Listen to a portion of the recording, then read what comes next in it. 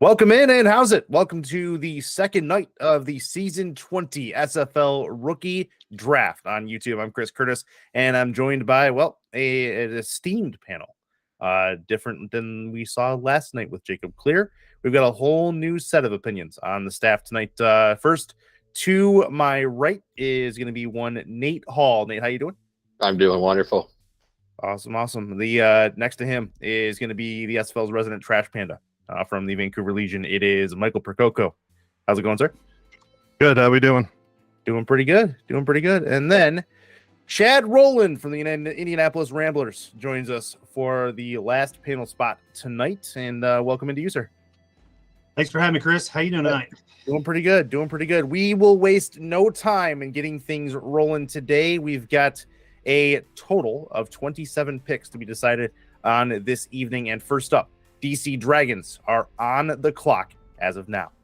So we'll get them going and talking about these DC Dragons. We'll go through the panel from left to right here. I want to talk to Nate Hall first. DC had one pick yesterday, and they went with the defensive tackle. Where do you think they go here in round number 2? Well, they have 2 open defensive tackle spots, but I don't think they go back-to-back here. I think they go either third cornerback or a third safety, in my opinion, to try to go maybe with a nickel look this season and maybe try to fill that defensive tackle spot later. DC, a very steadily improving roster over the last couple seasons. Raccoon, you see the same thing, or do you see something different with DC? I'm hoping they go fullback, so makes my life a little bit easier. You got 2 halfbacks in that field this season, and if you're gonna invest that much money, I want 2 fullbacks there. Yeah, that makes sense. One of the fullbacks that is on the board is still, I believe, Jay Baumer. It was one of the key topics from yesterday. He is still out there and waiting to be snapped up by somebody. And Chad Rowland, looking at you. You thinking something like a fullback? You thinking something like a safety? Or you thinking something entirely different? Yeah, I mean, both of those are really good answers, right? I mean, they could use a fullback with the money they spent. They could use a third corner in that. You know, they may even go, I believe offensive line is still available, right? You still have St. Nebuchadnezzar out there. So, you know, if they need a little bit more blocking up front, they could go out there and get that guy as well. Yeah, very good. Get Prococo's camera back here as soon as we possibly can. But the Dragons, again, they've been improved. They've been very good.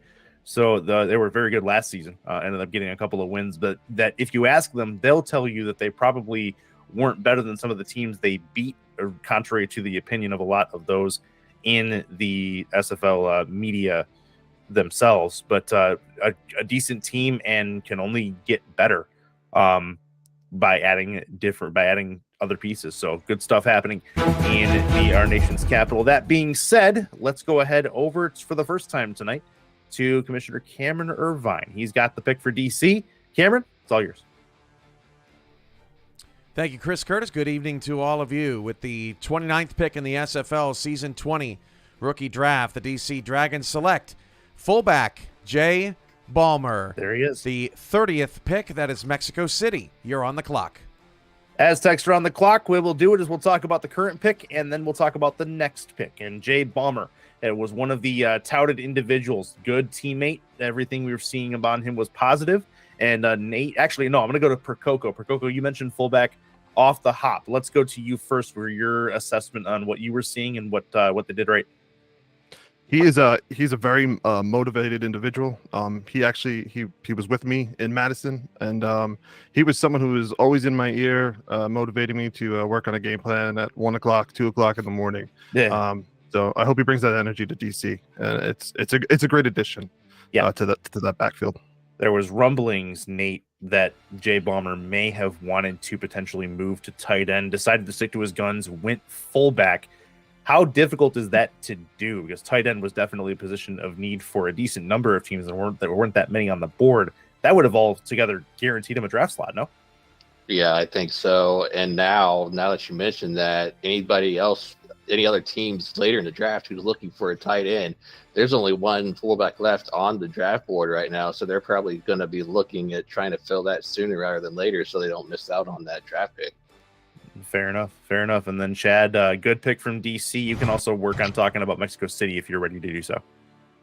Yeah, I think it was a great pick. Jay and I have had a few conversations. We were looking at fullback as well for Indianapolis, and he was one of the bright spots in the fullback class, I believe. So I think DC really got a good one. And then as far as Mexico City goes, this is going to be an interesting pick for them, right? They have this early pick here. They got another one that's going to be upcoming soon in that trade they got from Charleston. So, I'm not really exactly sure where they can go here. I've seen them go wide receiver. They could go tight end too. Who knows where Mexico City's going to go in this pick? They went punter. In round 1. Cale Barrett Jr. is who they ended up picking. That camera shot you just saw was of Jay Baumer celebrating his pick by DC, by the way. Shout out to Cameron on the camera work on the outside here. That being said, we go in again to Mexico City. When you go punter round 1, there's really anywhere you can go per Coco, and it's not going to really be a surprise. Yeah, it isn't. But he loves his special teams, and the thing is, he loves that pace of the game, and that's why I think the direction of this pick is hopefully help that thing, and that is in that backfield again with the last fullback that is on the table, because we all know how brutal and time consuming that clock was run last season with Phoenix and Ray. Yeah, no kidding on there. And they have the second pick tonight and the fourth pick tonight. That's picks 30 and 32, as Chad alluded to. And then Nate, do you have a definite as to where Mexico City could go here, or are you kind of in a bit of a bubble like the rest of us? I'm gonna throw a monkey wrench in here. And what if they should go back-to-back special teams, get Cale Barrett first round, and get his Ottawa teammate Chaz Blackwater with their very next pick to fill that kicker slot? Interesting. Of course, taking over for one Nicole Varner, who I believe we lost to retirement at the end of last season. And but we wait no longer. That pick is in, and the Aztecs have their selection. Let's get it back to Commissioner Cameron Irvine for that selection. With the 30th pick in the SFL Season 20 rookie draft, the Mexico City Aztecs select fullback Buford Van Dam. The 31st pick is London's. You're on the clock. So 2 fullbacks taken with the first 2 picks of round number 2. Buford Van Dam, which is probably top 3 for best names in the SFL, is off of the board. And we're going to go back to Percoco here. Fullback selected with that from the Aztecs in pick 30. Give me your thoughts. This was the only piece of the puzzle I think really missing last season. The Bentley-Jones combo was pretty deadly, and they did not have a fullback last season. I think if they had that in the playoffs, they whooped the Vancouver alumni, but that's here right now, and I'm glad. They're not on our schedule this season, so no, they're not. I'm very thankful for that until we have to face them in the playoffs again, and they do it another time.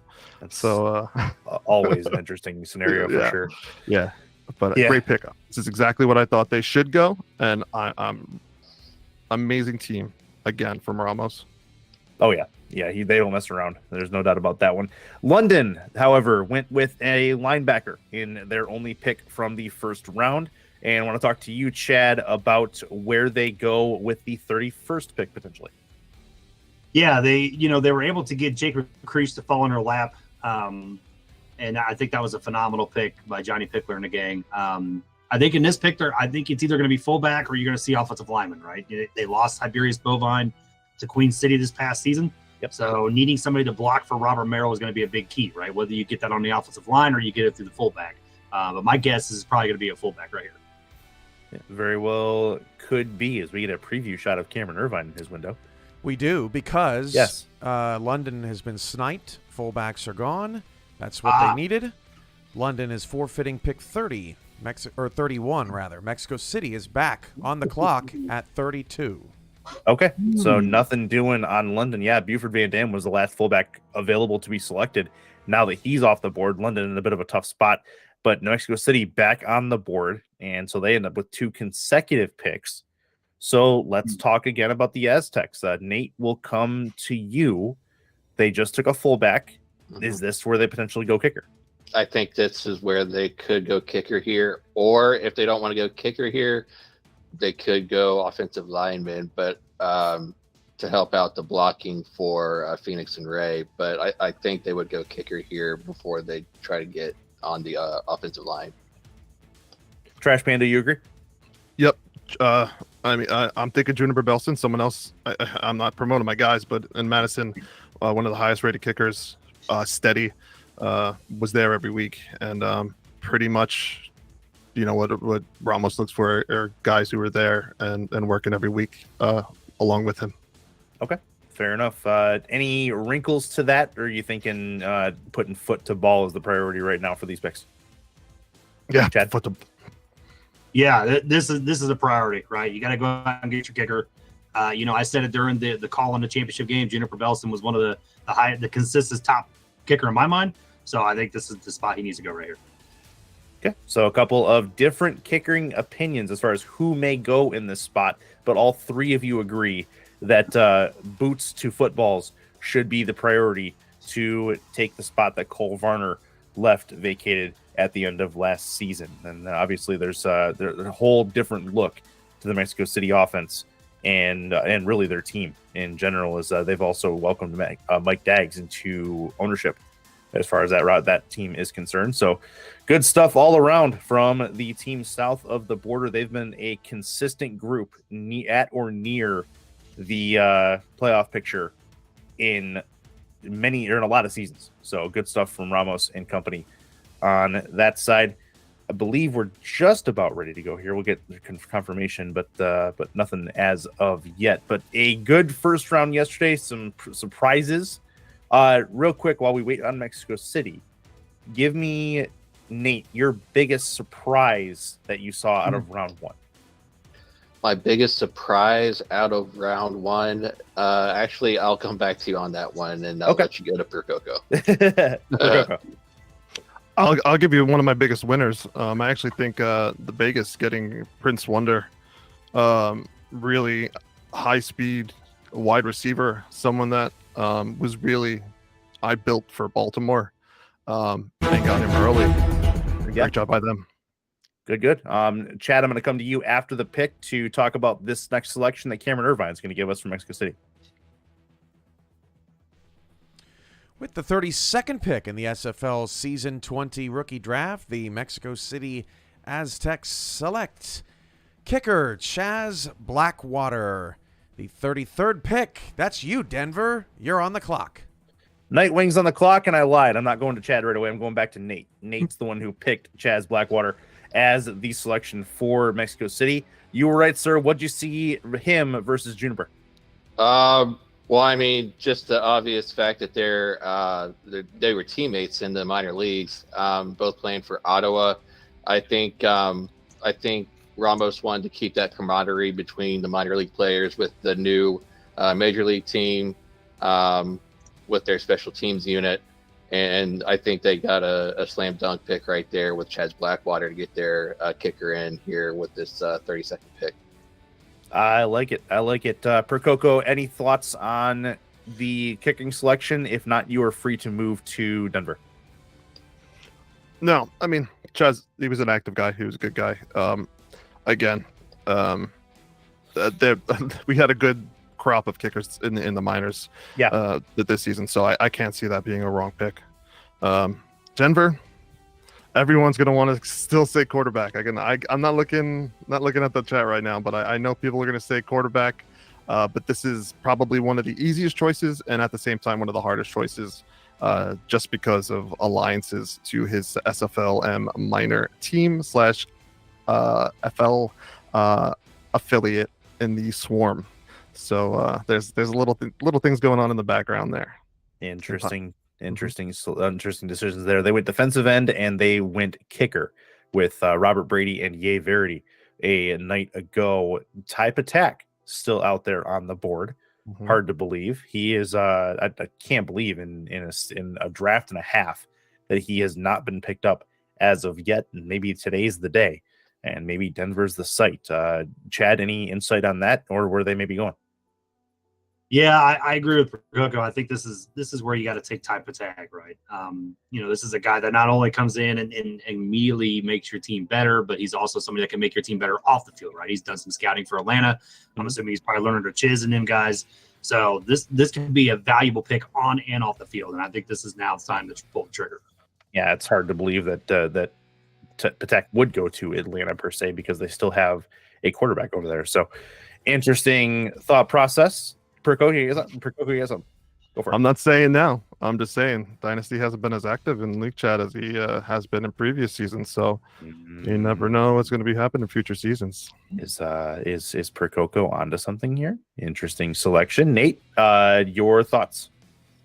If they don't go, I mean, it's got to be type attack, right? But if they, if for whatever reason, if they don't go type attack, I mean, I could see them picking up either Gene Struthers or Kenny Slider. I mean, they were both good quarterbacks in the minor leagues, doing stuff, staying active. But it's got to be, in my opinion, it's got to be type attack as well.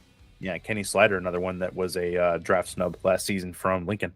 So love to see love to see all these quarterbacks find a spot if we can. There's a spot for everybody. It would seem like it would be nice anyway, but we'll see if that indeed remains true. But the pick is in from the Mile High City. Who's going there? Cameron Irvine has the answer. With the 33rd pick in the SFL. Oh, wait, before I get to this. Not Nacho in the chat. Why is Coco so likable? Just want to give him a big old kiss. Funny, that's how I feel about today's host. With the 33rd pick in the SFL Season 20 rookie draft, the Denver Nightwings select wide receiver Dylan Lewis. Wow. The 34th pick goes to Carolina by way of Indianapolis. You are on the clock.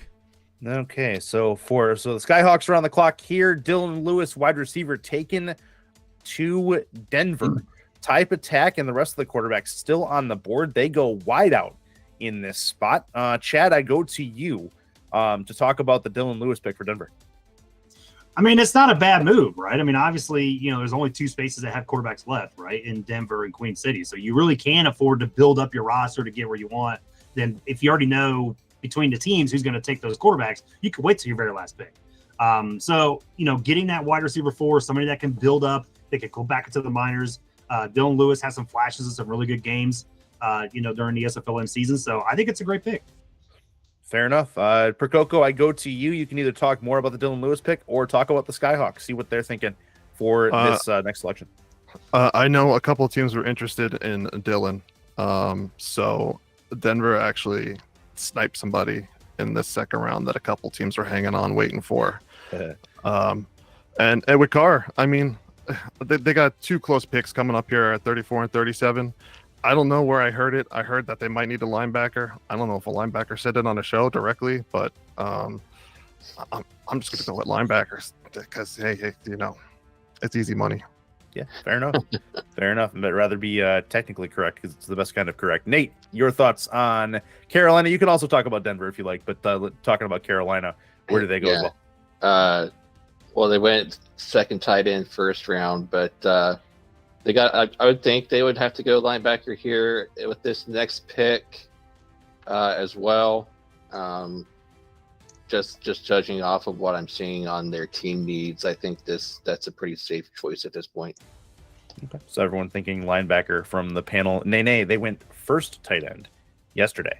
Okay. They had to get one to replace because they did not have one going into this season on the roster, and I think they made some people unhappy in doing so. So that being said, talking about Carolina, they go possibly defense here, and then I guess they have one more pick in this second round. Their strategy seemingly batten down the trenches. And talking to you, Chad?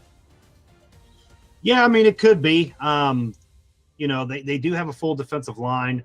So, I think everybody else is correct on this. I think you go with the linebacker, right? I mean, you got Mojo McLean. You got the guys both from San Jose, Mojo McLean and Stan Diamond that are available. Mm-hmm. I know both, just calling games this season in the SFLM. I know both them guys have balled out. So any of those two guys, I think, would be really good value picks here. Okay. Fair enough. So Carolina on the clock. We have after them Jacksonville, Queen City, and then Carolina again. So we see a lot of Skyhawks. 2 of the next 4 picks belong to them. And so far, things have gone fairly as much as we've seen them, besides maybe the Denver pick. But Carolina's pick is in. It is Skyhawk time. Cam has the answer. With the 34th pick in the SFL Season 20 rookie draft, the Carolina Skyhawks select not that person. This isn't for Skippy. This mistake is not for her. With the 34th pick in the SFL Season 20 rookie draft, the Carolina Skyhawks select outside linebacker Mojo McLean. The 35th pick goes to Jacksonville. You're on the clock. Chad, you called McLean right off the hop. Let's talk to you. Let me know what you were thinking. The position was correct by all 3 of you, but Chad did this extra homework and gave us the name. Go ahead, sir. First off, thank you. But here's the thing, right? I mean, like I said, I called SFLN broadcast games this season and was able to call a few flight games. And Mojo was really just somebody that always stood out, right? He always had a knack to get into the backfield, always had a knack to make the plays. And if you're Carolina, I mean, this is a guy that can learn behind Prasad and the rest of that linebacker core. This is an excellent pick by Carolina. Once again, they took a tight end in the first round, trading up. And Skippy's done a fantastic job so far in this draft. Yeah, rookie GM as well as those that are in that room understand. Percoco, let's go to you talking about Carolina's pick. Also, let's touch base on Jacksonville a little bit if you have the ability. Yeah, I mean, as Chad, Mojo was one of the best linebackers that was out there and really active in the chat. I think that's one of the benefits that Skippy's giving to Carolina is the ability to not just talk to people in the general chat, but also to talk to people in the minor chat and kind of monitor the activity that they have there. So it's really worked out in getting a good crop of players in. With Jacksonville, there's a lot of players that they need. They did a good job in the first round. They got Nathan Nur at corner. I'm probably looking, again that they shore up that backfield that they have and probably add another defensive back of some sort. There's a good one, they got the free safety, strong safety, maybe someone like Newton North to come in at the dime back, just because of the speed level that he brings compared to some of the other picks that are out there. So I'll go with that. Okay, fair enough. They went wide receiver, outside linebacker, cornerback, picks 1, 2, and 3 from the first round. Mm-hmm. And going to you, Nate, what do you see from the Kings? You can also touch on Carolina if you choose to. Yeah, from the Kings, I think they go another safety here. A name that sticks out to me is Ibari Eglin from Indianapolis. Did good things with that, one of the top-rated prospects this season in the minor leagues, and did some great things with the Navigators this season in the minors. So I think he could come off the board here, as well as maybe a guy incognito from Lexington. Interesting. And then let's touch base with you on Jacksonville, Chad Rowland. Since we talked about Carolina, what do you think the Kings are looking at? And give me your essential prediction of what they're going to do. Yeah, this is an interesting pick right here, right? Because they do have plenty. So where do you go? I think you probably go corner more than likely. As Percoco mentioned, Newton North is a good one. Jonte Jordan is somebody that really stood out to me as well. If you want to go with an extra safety, I mean, I'm in England, I think is how you say it, from Indianapolis, I believe, was a really good target as well. So any of those 3, and also they could sneak in a wide receiver here too. So it just kind of depends on which way they want to go.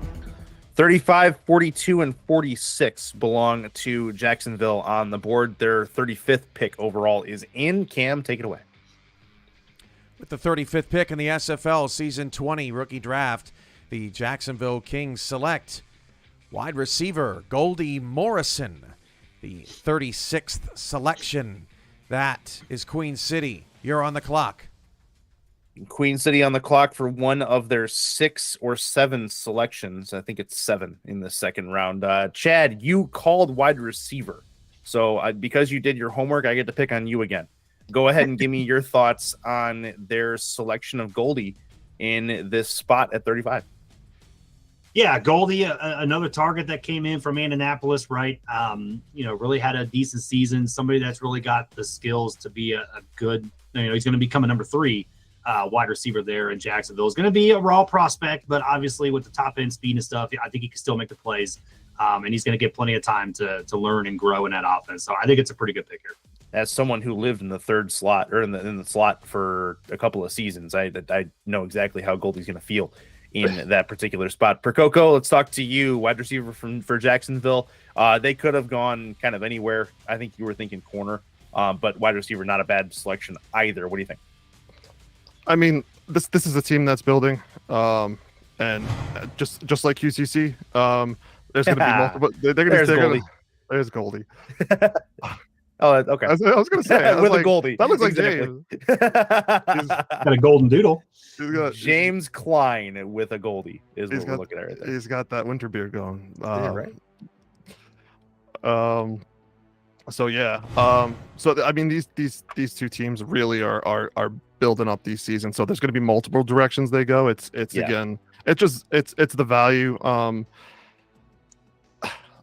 I think Chad's right. At Jacksonville, sometimes they like to go a little bit more of that offensive route, and then I think when we know QCC, they seek to go a little bit deeper in terms of the defensive route when building the roster. So I think that might be the back and forth that we see come the later part of this draft. Fair enough. Nate, 4-time champs Queen City is on the clock. You can also talk about Jacksonville if you choose to, but this is one of 7 selections that Queen City has. They have a whole roster to fill, essentially. Give me where they may prioritize if you can. Yeah, so they went strong safety and defensive end with their 2 slots in the first round, but their secondary is looking very, very bare back there right now here in the second round. I think they fill maybe the free safety spot, get that safety position shored up here with this pick.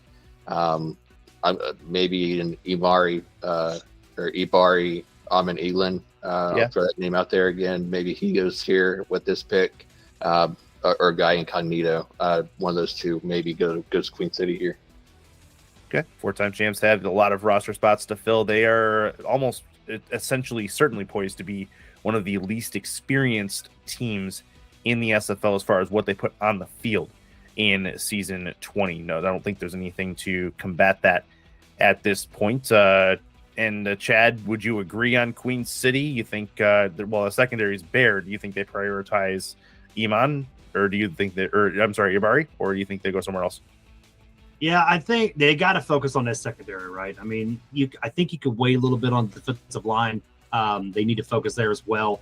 But I think this is where they go safety. They got to get that back end of that defense complete. This could be where Alex Marshall may fall, right? Alex Marshall is a guy that's really active in here. Been seeing him a lot in the general chat lately. So I think that's somebody that can really, Queen City looks like they're trying to get people that can actually be active, right? And so I think this would be a guy that can go get and really make an impact in the locker room. We're going to figure out where they go here very shortly. Keep in mind, there are still 2 or 3 very good quarterbacks on the board too. They did lose their quarterback in the offseason as well. Cam has the answer to where they're going in this first selection. Go for it, Cam. With the 36th pick in the SFL Season 20 rookie draft, the Queen City Corsairs select free safety Todd Rigsby. The 37th pick is Carolina. You are on the clock. So back to Carolina on the clock is they'll have selection number 37. However, Todd Rigsby, free safeties off the board. Both Nate and Percoco were thinking they were going secondary, and Chad also mentioned it as well. Let's talk about it with Percoco here, and go to you on this Queen City selection. Yeah, sure. You know what, Nate, you take this one. All right. Well, I mean, can't go wrong with a pick like Todd Rigsby.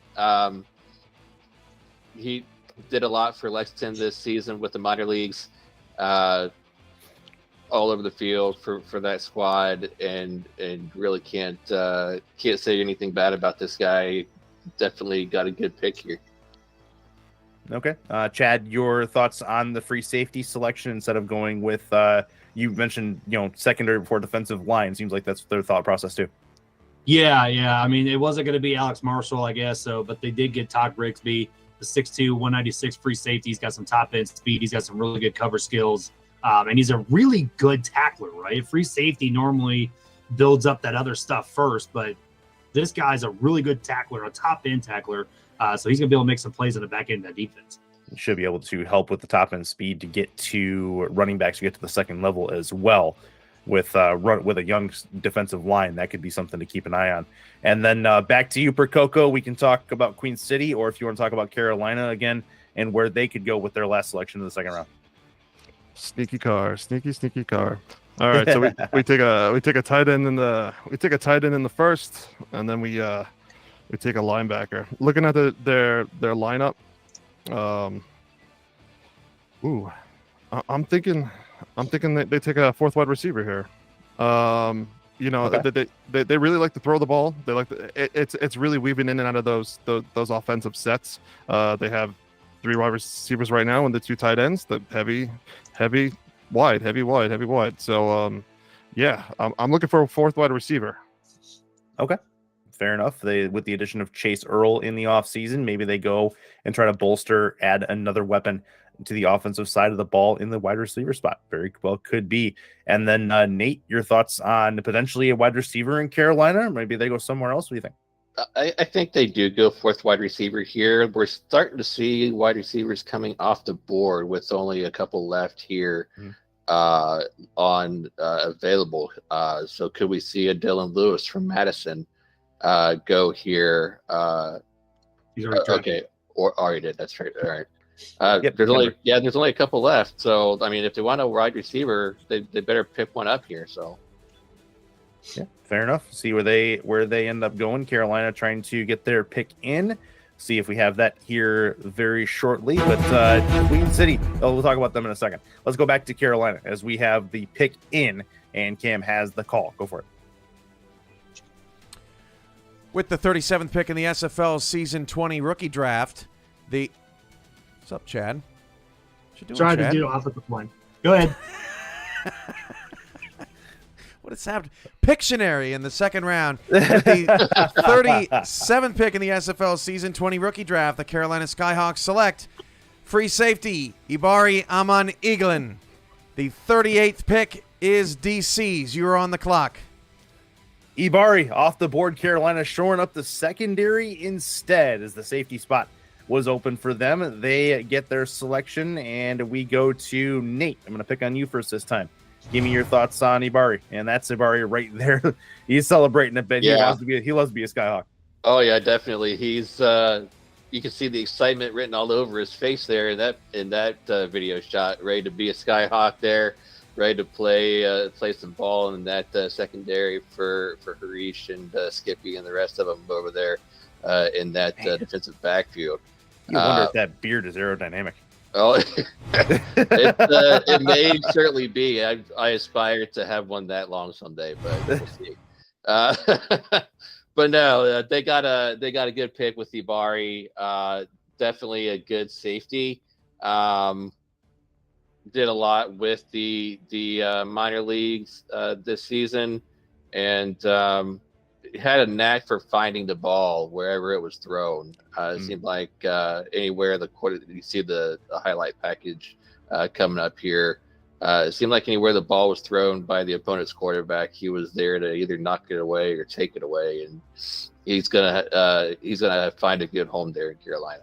He's gonna be a part of that culture in Carolina that has a name for itself, and no doubt about that. Gotta love it. That said, he's off the board as you see some of his highlights. Talking about DC, they went Jay Baumer, a nice pick in the first selection of the second round. DC on the clock now, and I'm gonna pick on Chad Rowland. Chad, give me your thoughts on DC's next selection. Yeah, they took fullback Jay Baumer earlier, and then I believe they took. I'm trying to remember who they took in the first round. But I really see them going back to the defensive backfield here, right? I think they need to go get another corner, somebody that could come in and really be an end nickel and dime package. Just thinking off top of names here real quick. We talked about it. Newton North, Jonte Jordan. Those guys could be people that can come in and make an impact in here in DC. Yeah, fair enough. They went defensive tackle first round, and then fullback in the second round. Percoco, going to you. Your thoughts on the Dragons? Yeah, those Chad hit it right on the head. They've got the cap space for it, especially going fullback. Typically with those third corners, if you're looking to soak up a good amount of cap and pay somebody, that's what you're going to get out of that corner. So you get a little bit more speed than going over a free safety or a strong safety at this point with your lineup. So I'm looking to look at them go with a corner as well at this spot. This is selection 38. They also have selections 44 and 48 on tap later in this round. And Nate, Dragons, it looks like the corner, maybe the spot, at least according to your panel mates here. Do you echo those sentiments, or do you think they go somewhere else? I think they could go offensive lineman here to get St. Nebuchadnezzar off the board from San Jose. They could get a defensive backfield person later in the draft, but there's only a couple offensive linemen left. I think they may get Nebuchadnezzar off the board here. Okay, so that could be something to shore up the offensive line for the Dragons. So either offense or defense. Panel in two of them to agree, one of them disagrees on where they may end up, but they still have some picks left. It's just a matter, I guess, to your point, Nate, if they think that the teams between the 38th and 44th selection, so 39 through 43, stay away from that offensive line spot. Maybe they do go corner in that particular case. Maybe they can wait. So interesting thought processes. That's all the strategy of being able to draft well in this league and being aware of what's around you as far as team needs of the other franchises in the SFL. Do you have a team before you that is going, or just after you, that is going to have a need that you also need? It's a lot of fun to see. Percoco, you've been in this seat for a while as far as, drafting and doing this. Vancouver doesn't have any picks this season, and that's okay. But in the past, what was kind of your thought process going in? Were you paying attention to those other teams, or were you just kind of worried about what you were doing? I had a list of 3 to 4 people that were definitely up there, and some picks were talking to other GMs and kind of saying, hey, like I think this guy may be a more better fit for us, or maybe a fit for you. And sometimes you would just keep your lip closed and just hope and sweat it out and hope that the one team is looking for the same position you were above you was not going to pick the guy or girl that you wanted. Or maybe if you do think they're going to go for that spot, maybe you trade up and get in front of them so you can take them. Yeah, nobody likes seen that before. It's always a fun time. Chad, your experience with drafts. I want to hear kind of what your experience has been ever since being in the spot where you're at with Indianapolis.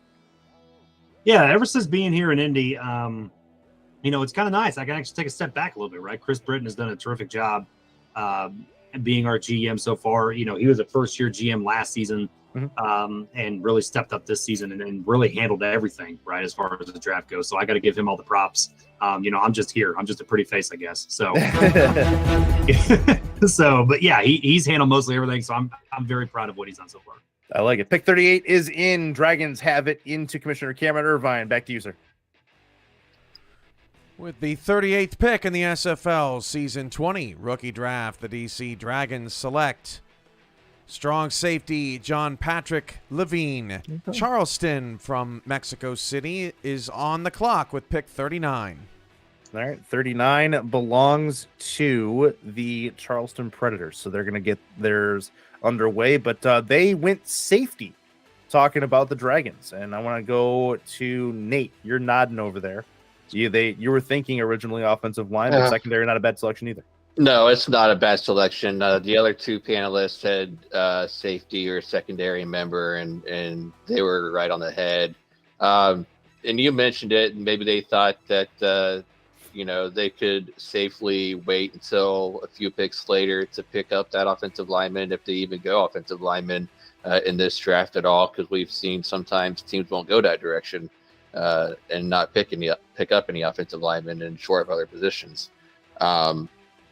So strong safety was definitely a position of need for them, and got a great one there with John Patrick Levine. Fair enough. Good secondary member there. And Prococo, I'm going to pick on you next. Your thoughts on they didn't go corner. They went safety instead, which is fine. Where do you think the motivation was there? And you can also feel free to talk about Charleston if you'd like. Well, I'm actually, thinking about yesterday. I completely forgot that John Patrick Levine drops 6'3", 210 pounds, and I'm talking about absorbing cap. I mean, he's one of the most developed defensive backs that we actually had in the SFLM.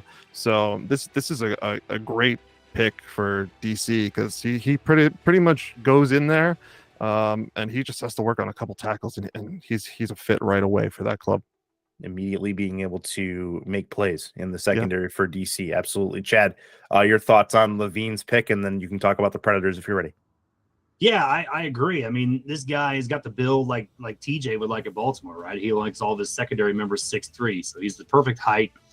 Coming in with almost top end speed, almost top end cover skills, very decent at run coverage as well. Good tackler. This guy's going to be able to be back there and make plays for DC, making that defense even more dangerous than it already is. DC has been a very dangerous defense to go up against. They are turnover happy in DC. They were able to force a lot of turnovers a season ago, and they look to do that again, adding this key piece. And going on to Charleston, pick number 39. Want to see where you guys are thinking that they may touch on, and I'm going to pick on Prococo again here and see what your homework says that they need to do.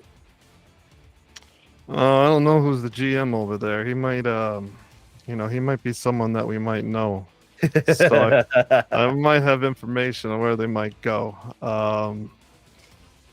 You look, they've already prepared themselves for the run. They got 6 DBs.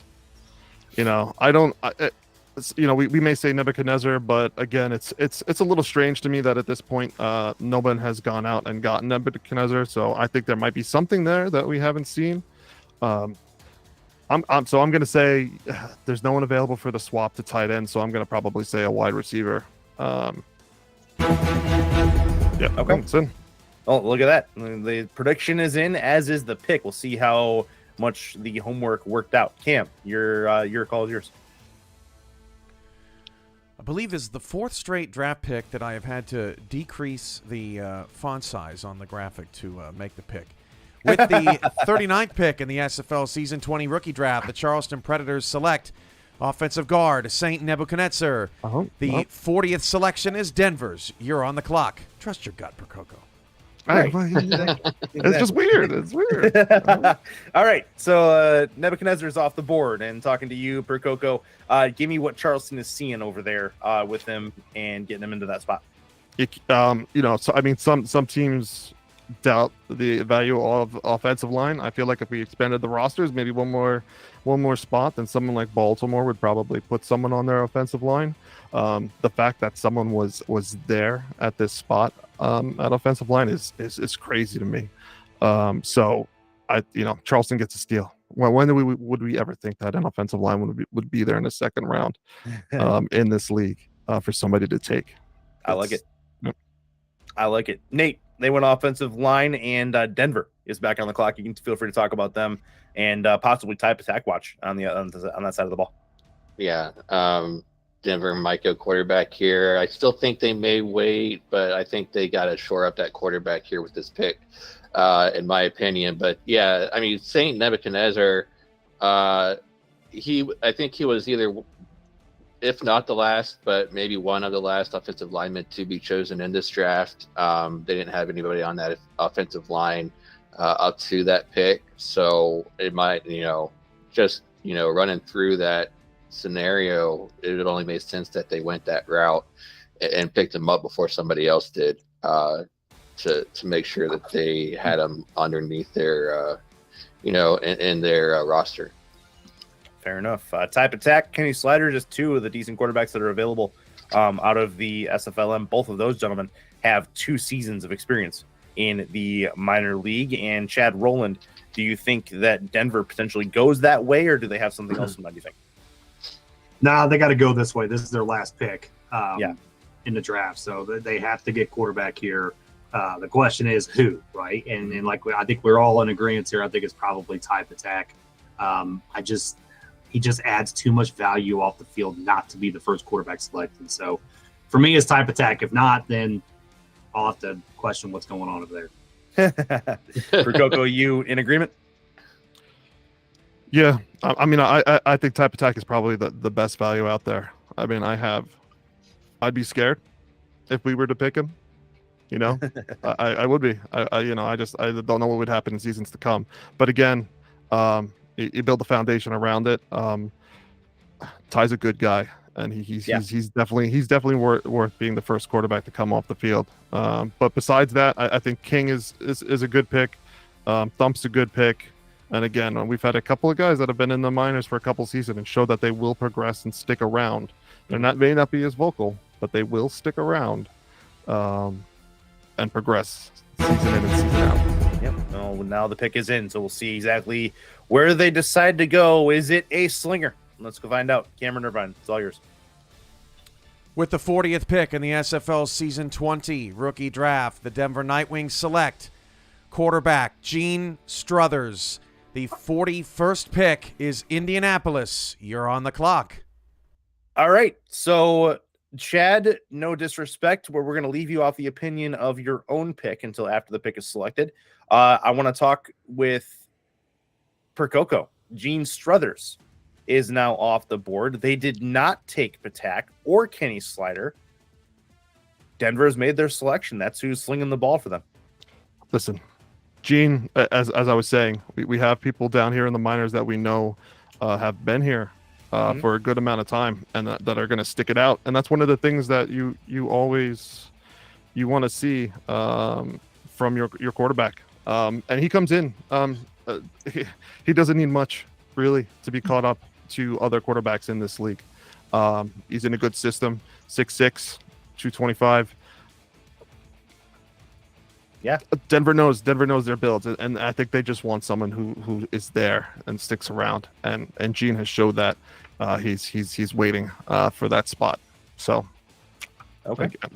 Congrats to Gene. Nate, your thoughts on Struthers, and you can also talk about Indianapolis if you're ready. Yeah, I thought, nothing against type attack. Ty needs to be picked up by somebody. I think only one team now needs a quarterback left, and he definitely needs to go to that team later. But I thought, there's a couple of quarterbacks in this league that's been around for a couple of seasons in the minors, and I thought there might be a chance that they go with the route of somebody with experience and has been around with the progressions as much as a couple of these other guys have. Gene Struthers being one of them, Kenny Slider, another guy that has been for a couple seasons. And they decided to go the Gene Struthers route. And good for Gene Struthers, right? I mean, he's stuck it out in the minors for a couple seasons, showed that he can be a good quarterback for a couple of different minor league teams, and excited to see what he can do for Denver this coming season.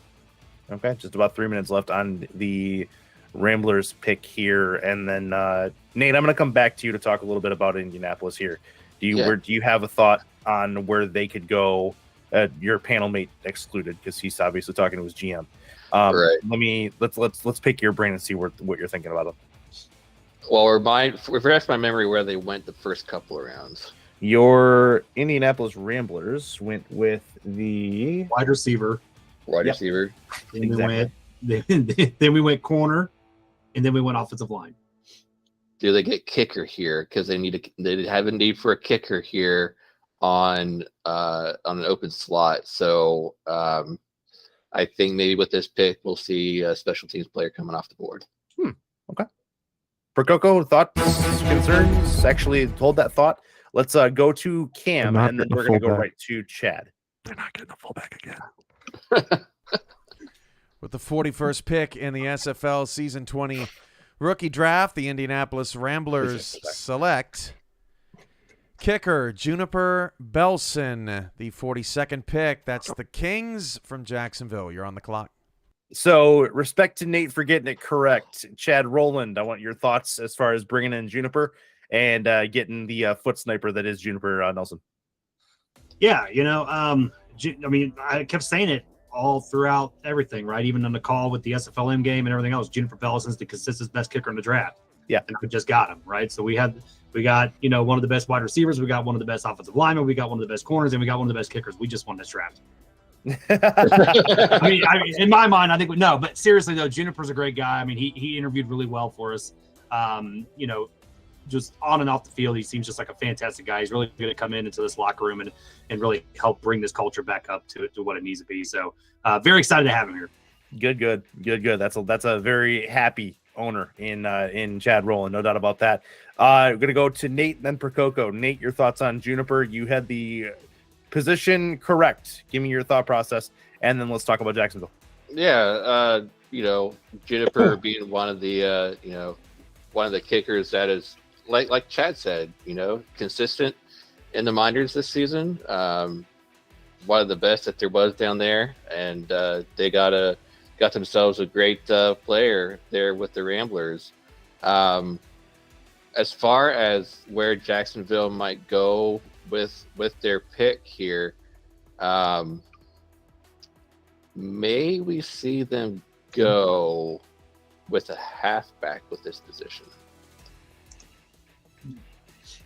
Interesting. I think they might go halfback.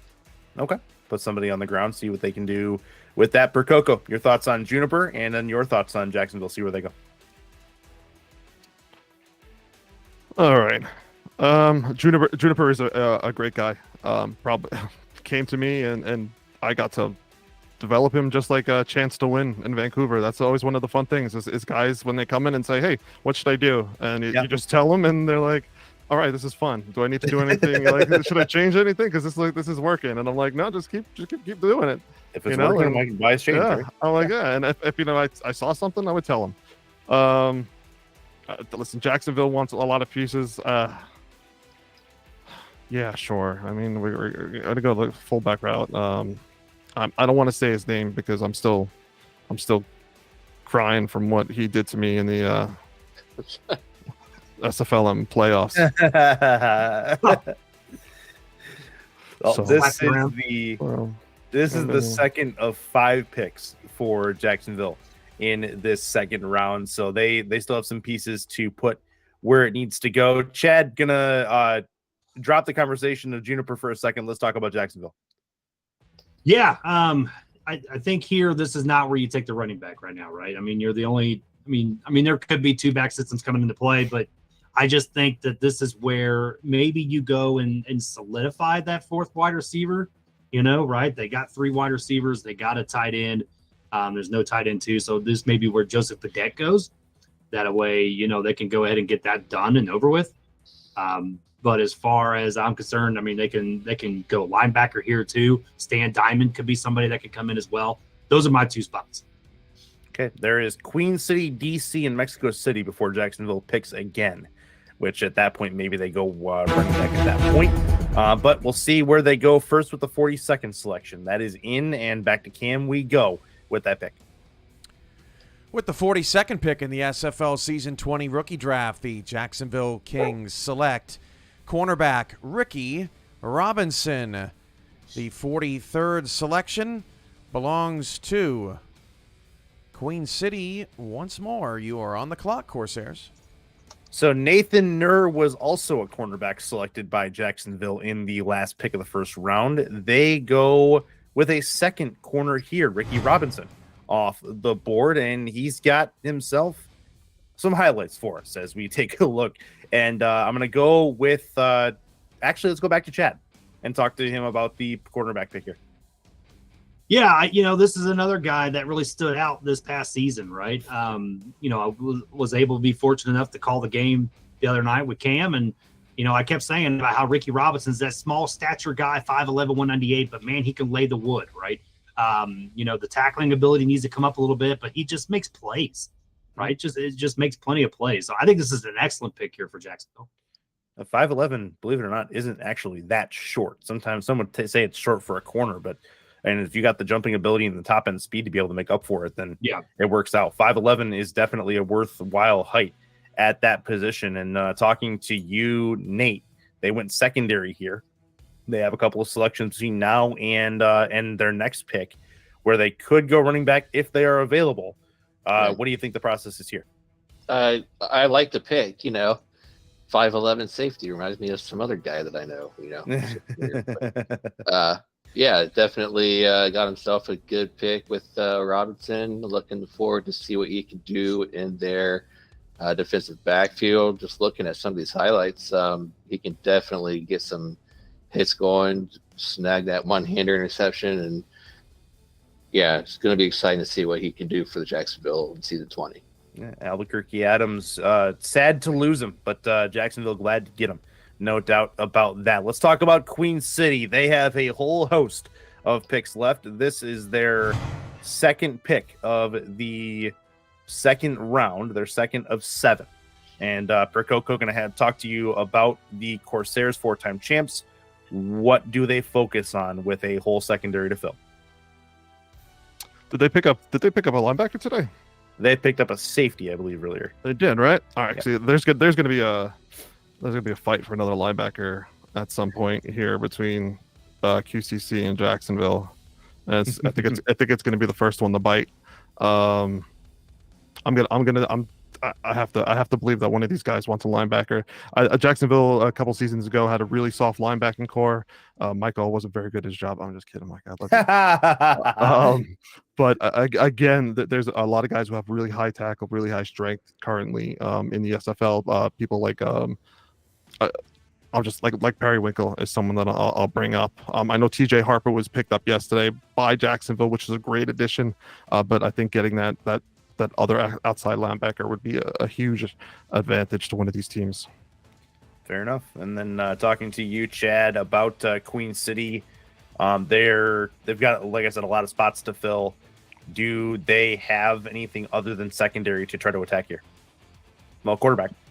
Yeah, besides quarterback, which now we know they can wait for the end, right, to get that quarterback. But right. I mean, this is where I think a linebacker would need to go. This is where somebody like Stan Diamond would really just come into play, right? I mean, top end speed, great cover skills already, good tackling, and really an excellent run stopper, a guy that can get up in the middle and really do some damage to stop that run game in the backfield. So I think this is somebody that they need to go get right now. Okay. Well, you heard the man. See if that's what they do. They're down to the 2-minute warning on their pick. It is right now Queen City, DC, and then Sioux Falls will make an appearance for the only time they have a second round pick at pick 49. So they're looking to recover from their first round yesterday. They pick for Queen City is in. Let's talk to Cameron about the Corsairs selection at 48. With the 43rd pick in the SFL Season 20 rookie draft, the Queen City Corsairs select Claudius Periwinkle III, outside linebacker. 44th pick. You are on the clock. That belongs, as Curtis just said, to the DC Dragons.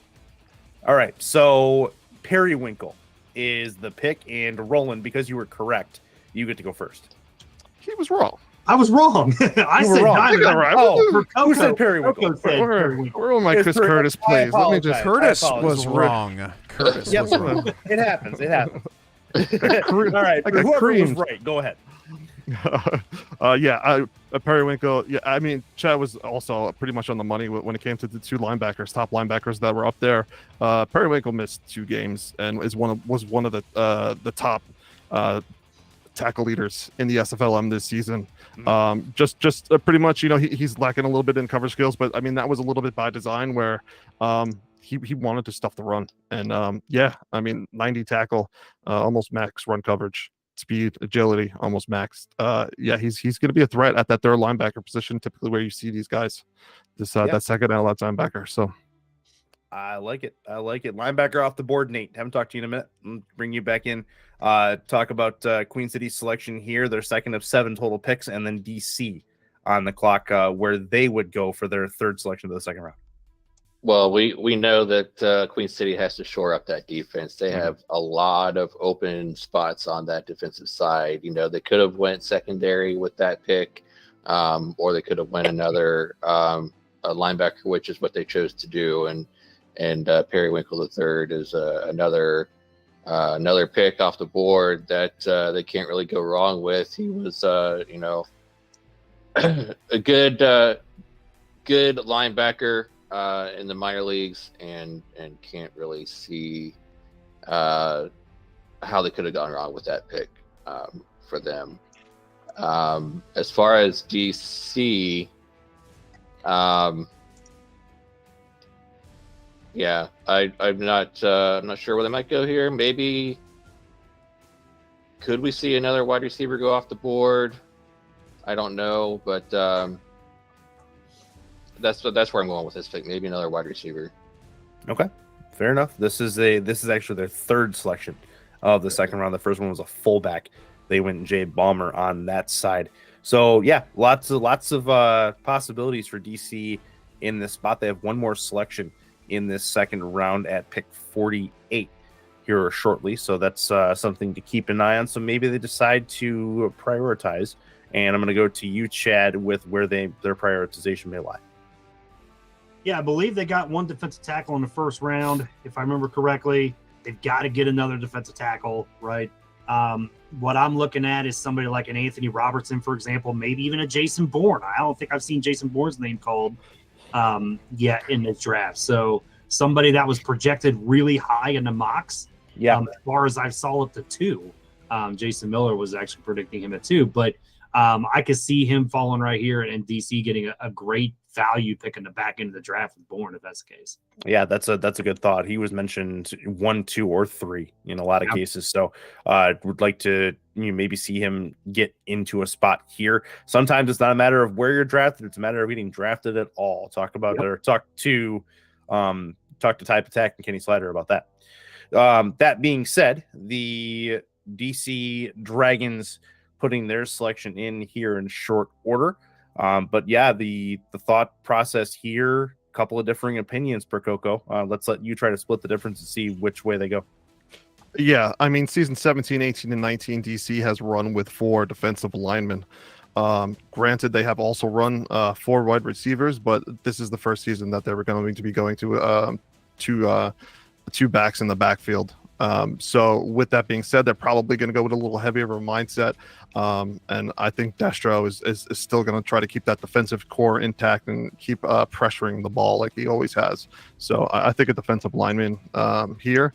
And I've heard, Chad loves Bourne just like Gerald loves the Lakeman shuffle. So he's definitely up there in a lot of mock drafts. So I think this could be a chance that we see him come off the board. I like it a lot. Yeah, the DC always been pretty good at getting pressure to the quarterback, and that is not a shy away from their strategy. They put 4 roster spots committed to that defensive line. They do it for a reason. If you hurry up the quarterback, they make mistakes, and it's part of the reason why DC was so good at forcing turnovers a season ago. So that's potentially where they go here. But again, they have one more selection after this, so they could make some waves elsewhere. And it really is going to just depend. We are about, I'd say, a little better than halfway through this second round at this point. Queen City owns them, but it's going to be about the Queen City show. Last 2 or 3 picks of this draft. But the DC pick is in. Let's get it over to Cameron Irvine with that selection so we can talk about it. With the 44th pick of the SFL Season 20 rookie draft, the DC Dragons select defensive tackle Jason Bourne. The 45th pick is on the clock. That's Mexico City. All right, so now that you're actually correct, Roland, let's go pick on you. And let's talk about Jason Bourne, defensive tackle, indeed shoring up that 4th defensive line spot for DC. Yeah, I mean, this is, like I said, this is a guy that the mocks had up as high as 2. Could have went to LA, but whatever reason they decided to go Robert Thupp. But this is a great pick, right? I mean, top end speed.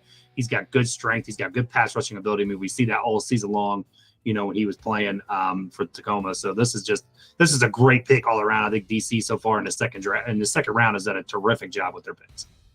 I like it. Mexico City on the board as well. Let's pick on Nate as we talk about Jason Bourne. Also talk about the season 9 champion Mexico City Aztecs with their second selection in the second round. Yeah, they went punter, kicker, and fullback so far in this draft.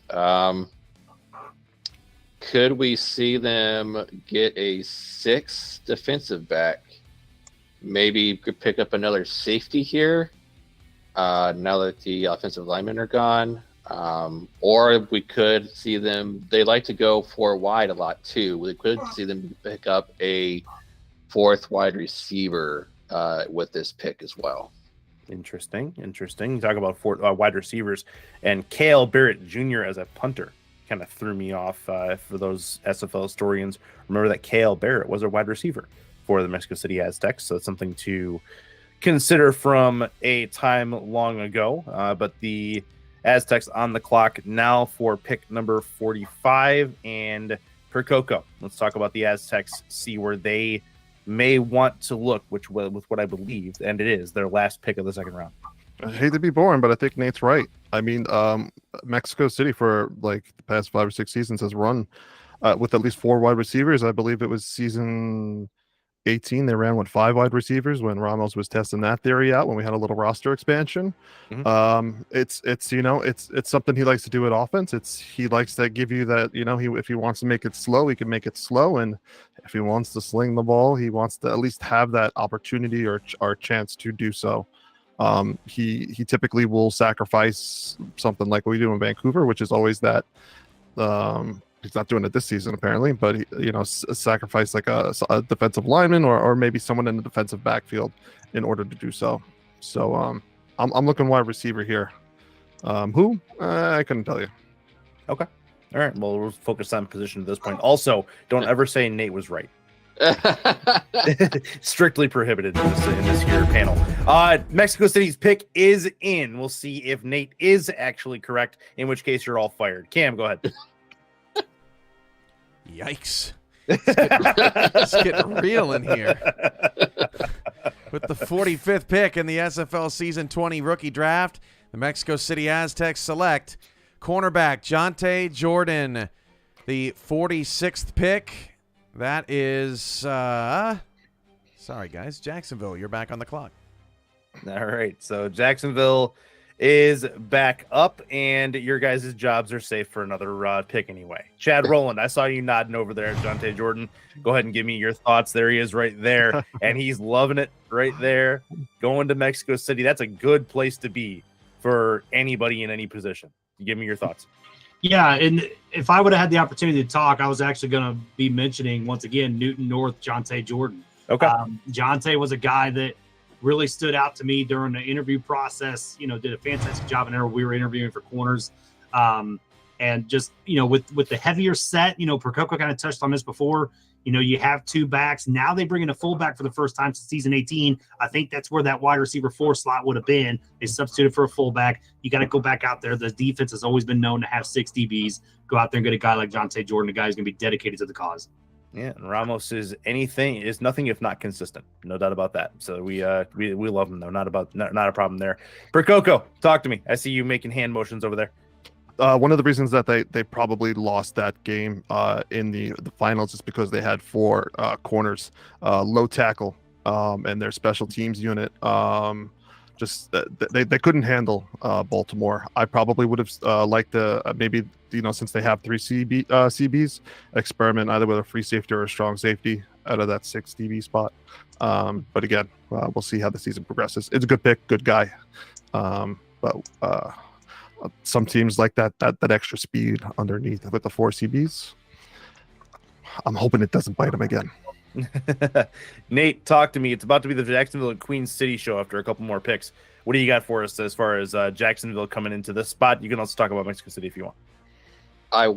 Mexico City. Just to go back on that for a second. I was partly right.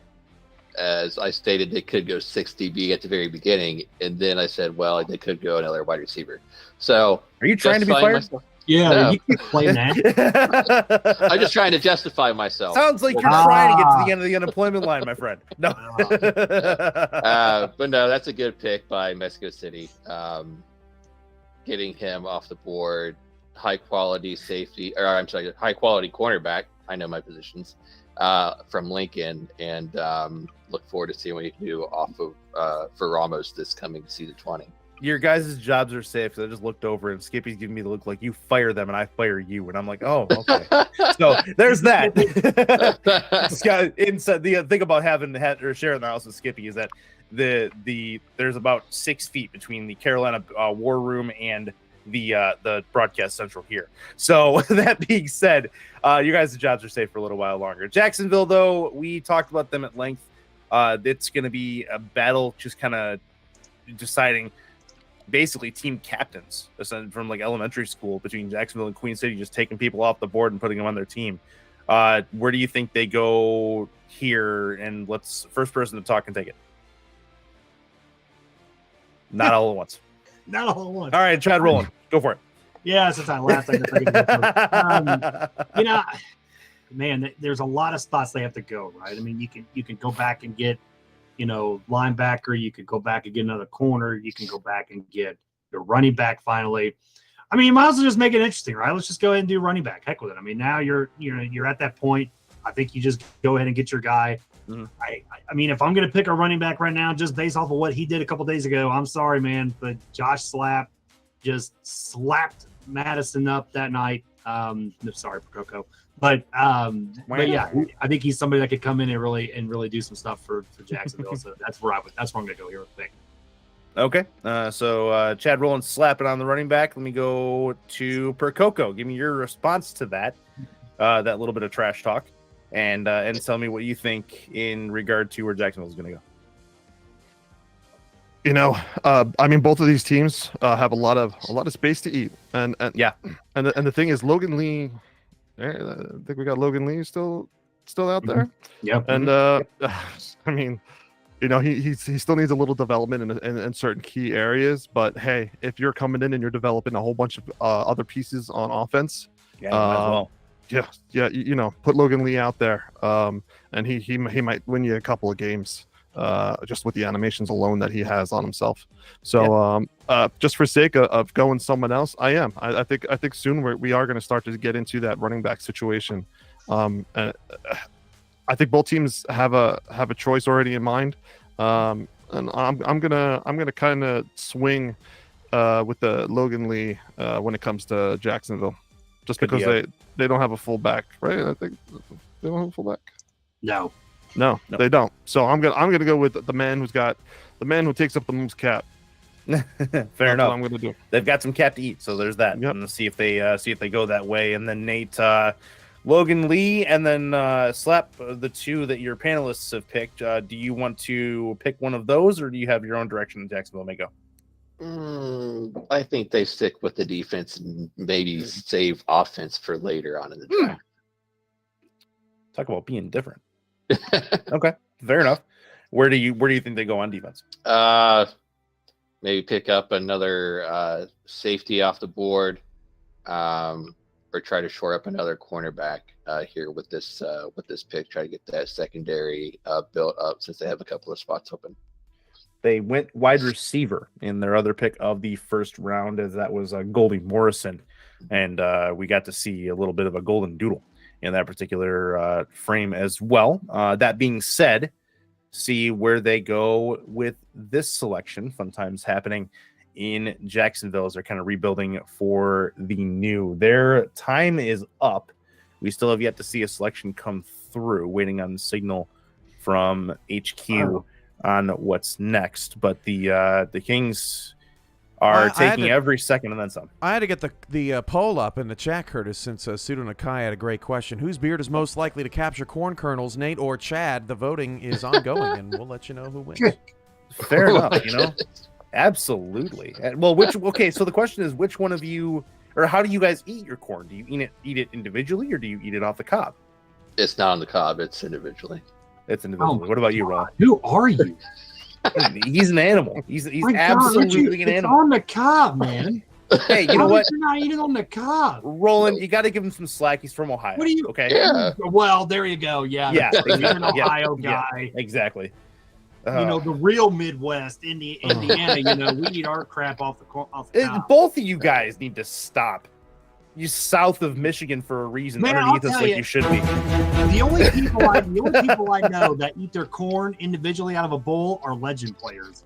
I like it. Pick for Jacksonville is in. Let's get it to Cameron Irvine. Maybe get his opinion on corn and how he eats it.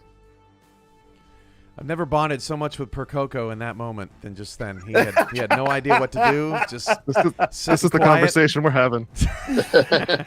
I love it. I love it. With the 46th pick of the SFL Season 20 rookie draft, the Jacksonville Kings select outside linebacker Stan Diamond. The 47th pick just scrolled by. That's Queen City. You are back on the clock.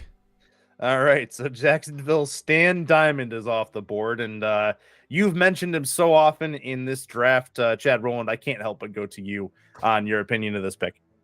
Yeah, I mean, about time, right? I mean, this is a team that's really trying to build up from the ground up, right? And what can you do besides get the diamond in the rough? Diamond, right? I think I said that joke the other night, and Cam didn't like it. So, but Still this don't. is yeah, still don't. So this is a guy. This is a guy. Like I said, he's got top end speed. He's good at coverage. He's a great tackler. He's really got a lot of great run coverage abilities. This is the guy that's really going to come in and just really help that defense out. He's young. He's still raw. He's building, but this is a piece that you can build around for the future. This is a great pick by Jacksonville. Okay. Percoco, your thoughts. You didn't have any opinion on the corn, so we'll give you a chance to give your opinion on the Stan Diamond. I really look down on myself for not having an opinion about the corn. The thing about the thing about Stan Diamond is I actually saw him like when Chad talked about him before. I wrote him down as pick number 53. I think that's it in regards to this draft about needs for linebacker. So in terms of filling up the board and what you need, yeah, I mean, I thought he was going to be taken, but I just didn't realize that he was going to be taken so quickly. It kind of becomes like that running back quarterback situation of what else do you need to fill up before you take that position. Yep. So yeah, on to QCC. Yeah, Queen City, 4-time champs, back on the board again. As mentioned, it's going to be the Jacksonville Queen City show before too long here. But Nate, give me your thoughts on Diamond if you can, and then let's take a prediction from you as to where Queen City's going to go. Well, Stan Diamond, definitely one of the top linebackers from the minor leagues that needed to be taken off the board. I think he definitely should have been picked earlier, but I'm glad to see him off the board now, and he's definitely going to do some great things in the major leagues. Glad to see him go here with that pick. Queen City, can't tell you where they might go. I'll get back with you on that one. I'll have to take a look, see what they need still. Okay. Chad, I see you working over there. You got a thought? Yeah, I'm trying to work. Yeah, I think this is where I think this would be an excellent spot for Newton North, right? I believe this will be their 5th or 6th DB if they get this guy. I mean, might as well just build up that secondary, get it done. I think Newton would be an excellent pick here. That's a spot. It's kind of like Christmas decorations. Only you have to buy them one time, right? Yep. Yeah, there you go. There you go. I like it. Percoco, your thoughts north, or are you going somewhere else here if you're Queen City? Oh, he's I actually said it. You guys don't get to see it, but I mean, I said it in the owners chat that he's just someone who's new to Discord and he missed like messages and his message requests. Newton was someone who was active in Discord and active in the chat come game days. He's got a good build. If he needed something changed, he was responsive to it, and I think he is someone out there. I mean, there's other things I think that QCC probably needs. I think they need another defensive end. But that's something I think they can wait on. That's not something that we're going to probably see anybody else come up here in the next selections in terms of Sioux Falls or DC. Yeah. Okay, running about 90 seconds left on this Queen City selection. Since we have 90 seconds, potentially, Percoco, never mind. You saved by the bell. Queen City's pick is in. Let's get this going and see where they go. Is it Newton North or is it someone else? Cam has the answer. Chad, how do you feel about winning the poll with 68% of the vote? I feel good. I've really grown this out to catch corn, so I'm excited. Well, I have something else for you to feel good about, because I don't think this has ever happened in draft history. As you said the player's name, at the exact same time the pick came in, and you had said his name. With the 47th pick in the SFL Season 20 rookie draft, the Queen City Corsairs select cornerback Newton North. Try not to let it go to your head. 48th pick. Congrats. That is DC. You are on the clock. It's way too late for that. He got the pick right, and he eats corn the correct way. There's no way. Chad, talk to me about Newton North, the quality of the pick, and then let's talk about DC in their last selection. I'm glad I'm recording this, because Cam, I got that. I'm gonna have that on loop for the rest of my life. I mean, this is an excellent pick. Like I said, I mean, Percoco knows how to build his players. We all know that, right? I mean, I'm gonna fill up Percoco's head now. So don't sit there and shake your head. I'm right. It's full already. Don't worry about it. But yeah, so this is a guy that's going to come in and I think really just make an immediate impact on that defense, right? He's going to still have time to build, probably be on a 2-way contract, I would assume. But this is a guy that could come in and be somebody that's dedicated to the cause, right? This is what Queen City and Jacksonville needs to find, is people that are going to be dedicated to the Queen City cause and to the Jacksonville cause. I think this is one of those guys. Great pick. Yeah, fair enough. Percoco, he's been filling your head with good things. Now let's talk about those good things. Tell me what you saw about Newton North. In your time with him. No, you, Chad. You build good players too over there. Oh, there's too much love in this room. Oh, those stinky Minnesota Legend players. They have no idea. Yeah, I mean, Newton North, as I said, he was a good guy, and he came and he's like, him, and I think it was like Claudius had said, like, we missed messages. We had message requests in Discord, like never used Discord this much ever in our lives. So they were very fearful that they were going to get drafted, and they had put in a lot of work, and they had really good builds. So I'm really happy that they got selected. Yeah. And again, a big pick is coming up here because it affects my entire house and how much stress that I have in my life with the DC Dragons. Yeah. We'd had discussed, I think, before of them possibly going for, fourth wide receiver. Yeah, I think that possibility is still out there. Okay. For them to pick up a fourth wide receiver. That's Joe. Just he just likes he's someone else. He likes a lot of looks. He likes to run an offense, I guess, kind of similar to Baltimore. Mm-hmm. Just different ways to move the ball. But I know he's committed to run, but you don't have to be committed with the run every single game. So I'm going to go with a wide receiver in this one. All right, Nate, you thinking wide receiver for DC? Also, talk to me about Newton North and your absolute blasphemy of how you eat corn. We're gonna go right over that whole corn debacle. To what? Jealous. No, it's no. Anyways, Newton North, definitely a good pick to get him off the board, get that corner position shored up in that defensive backfield. I think Coco hit it right on the head with that wide receiver pick. I think there's only one left, maybe. If that still on the board. There's just one. There can be only one. Is that Budette? Yeah, it's Budette. Yeah, okay. So yeah, I think they would go Joseph Budette here to make sure they picked them up before anybody else had a chance to. Okay. So we'll see if it is indeed. They're about at the 2-minute warning. DC they make their last selection in the season 20 rookie draft. You guys are just joining us. Welcome in. Where you been? It's been an interesting draft, to say the least. We've had some surprises. We've had some analysts right more than not. I dare say that my analysts were better than Jacob Clear's analysts. But y'all got the real treat with back-to-back albinos as hosts. So who's the real winner here? It's you guys. It's always you guys. So there's that. Getting into the last couple of picks of teams that are not Queen City or Jacksonville. Let's look ahead just a little bit. And we talked about DC's pick here. And anybody who wants it or has any insight, I want to take a look at what Sioux Falls is looking at for their second round selection. Yeah, I think I saw. I mean, I don't know if Sioux Falls is going to make that pick or not. I think that'd be interesting, right? Because I don't know where they would go. Because I think they wanted to get a tight end. That's why they traded up to 5. Carolina sniped that idea, and so they had to go with second option. And I don't know if they are or not. But that'd be my selection right there. I don't think they picked it. Okay, they went offensive line in the first round after they traded up to get sniped by Carolina, and shout out to the Carolina crew for anticipating that correctly. And and now they have 1 pick left. Where I think by rule they could potentially forfeit that pick.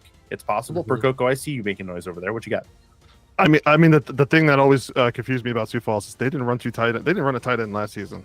Yeah, they threw out of the tight end set, but they threw the two generic tight ends in the playoffs.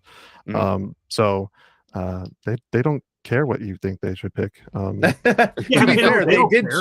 They did try to correct that. They just unfortunately ran into the buzzsaw that is Carolina's war room. Jay Baumer wanted, I think if he was persuaded enough, Jay might have switched for them. But he was back and forth. But again, there's.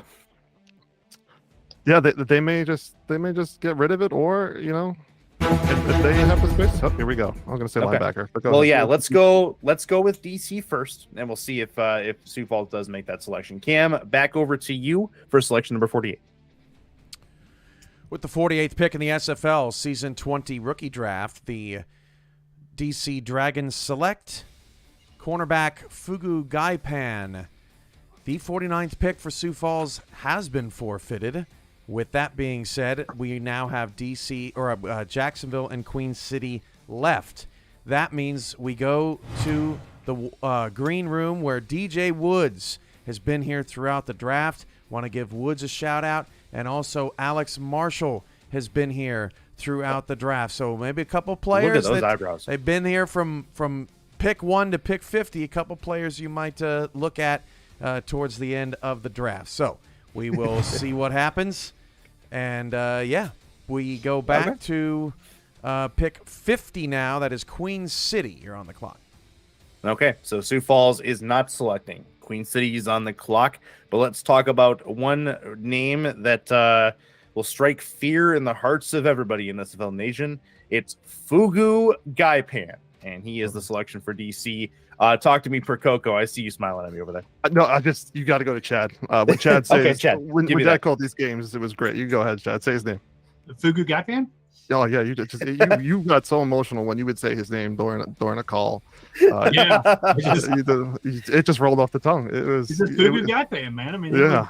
It's a phenomenal name, right? You're never allowed to have him. You're never allowed to have him. Phenomenal Fugu Gaipan. I could have had him, I know. I'm just saying, you have to, because you have to have that availability to call his games the rest of your career. True. That's not wrong. That's fair. That's fair. I think Fugu. I think Fugu's a great pick, right? Somebody that's going to be able to come in and we were predicting wide receiver 4, but this makes total sense, right? Like I said, secure that back end of that defense. DC has done a terrific job. Every year they just get better and better and better, right? And these type of players that they're getting are going to make that team better. So this is another excellent pick once again by DC. I like it. Fugu Gaipan goes to DC. Nate Hall, give me your thoughts on one of the top 4 names in the SFL. Top 4 names easily. I'd say top 2 names, honestly. Definitely good to see him go off the board. As a broadcaster, I'd love to call one of his games also, just so I could say his name more often. That's right up there with Jaquarinarius Dontamateris. Yeah. Oh man. It's gonna be amazing. I can't wait. But here's the next pick. I'm sorry, I got lost with the name. You're good. I don't blame you. It's Sioux Falls forfeited, so it's Queen City. It's on the clock right now with 4 minutes left. Queen City could go defense again. I think they saved their quarterback pick for the very last pick in the draft. Maybe get another defensive lineman here. Get that defensive end spot filled. But they still have a lot of work to do in that secondary. So if they go secondary, it wouldn't surprise me, but they could go defensive lineman here. Okay, fair enough. And then if they leave the quarterback pick to last, the two or three quarterbacks that are remaining might just keel over from stress and anticipation. Right. So that could be something. Prococo, you got out of your last opinion by throwing it over to Chad. Give me your thoughts on Queen City and kind of what their strategy is. This is their first of 4 remaining picks. Hey, let's not forget that the Adams colors are green and black. True. So wouldn't it be interesting to see Type Attack and Slap both go to Queen City together in these last couple of picks? Now that we're down to these 2 teams. So I'm gonna say tie here, and then I'm gonna have I'm gonna throw the last pick of the draft out to go to Slap, just because Patak did step over Slap in the SFLM finals to get him going. The Patak and Slap connection potentially going to Queen City after all is said and done. Chad, you made some reaction noises to Prococo's thoughts. Agree or dissent from that opinion? No, I was just thinking it's really interesting, right? If they were able to be teamed up, in Queen City, because you're absolutely right. Me and Cam were like 5 minutes after that play happened, we couldn't even believe still what was going on. So I agree. I think this could be where you take Type Attack and then get Slap later on. It would be a pretty decent move for him. All right. Well, we'll see what pick 50 has in store. Pick is in. Cameron Irvine has it on his desk. Let's see what he's got. Curtis, what you looking at? Skippy going ham over in my periphery. I'm not sure exactly why. Maybe it's because there's a new poll up. Skippy or Curtis? Vote now. Oh, in our no. YouTube That's channel. not fair. Could be anything. We could see all sorts of things. We'll see what happens. With the 50th pick in the SFL season, look up, Curtis, pay attention. With the 50th pick in the season 20 SFL rookie draft, the Queen City Corsairs select defensive end LL Volt. The 51st selection is Jacksonville's. You're on the clock. See what I put up with. All right. Nate, LL Volt's off the board. Let's talk about the Queen City selection, and then the rotation goes to Jacksonville next. Yeah, I really like this pick from Queen City, getting LL Volt off the board. And I thought they could go defensive line, and sure enough, they did go with that position. LL Volt being one of the major players on that Indianapolis Navigator squad. So they really got themselves a great one there to go to Queen City and fill up that defensive line. For Jacksonville, I think they also need secondary members, if I'm not mistaken. Just looking at some of they need a cornerback, I think, still. Maybe go another cornerback with this pick. Maybe get another one of those off the board. They've taken 2 so far in this draft, talking about corners. They went linebacker and wide receiver. Today, they went linebacker and corner along with wide receiver yesterday. So they could take a third corner, you thinking? I'm thinking they could, if they want to maybe go, 5th or 6th defensive back and make it a dime package defense. Mm-hmm. I think they could get that 6 DB in this spot. Okay. Prococo, you in agreement there, or are you thinking somewhere else?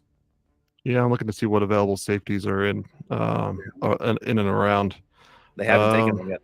No, they haven't. Okay. This is just roster. This is actually, you know what?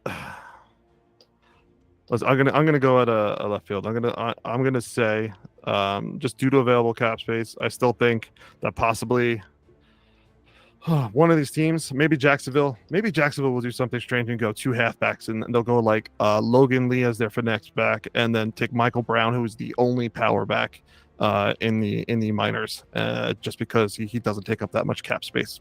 Okay. We'll do that. Bonus points for Prococo for being creative there and their potential strategy. I like it. And we already talked about Logan Lee potentially being a fit in Jacksonville. So that's a thought as well. Chad Rowland, your thoughts to running back system? Do they go defense here, What do you think for Jacksonville? Man, it's so funny because I was like, I wonder if they try to do a 2-back system here. Oh. And, it could be interesting, right? But obviously, I think if they don't do the 2-back system right now, I think this is where Alex Marshall maybe finally gets out of that green room. He looked kind of bored in there earlier on. When it first showed him, he just looked like he just lost his puppy. You know what I'm saying?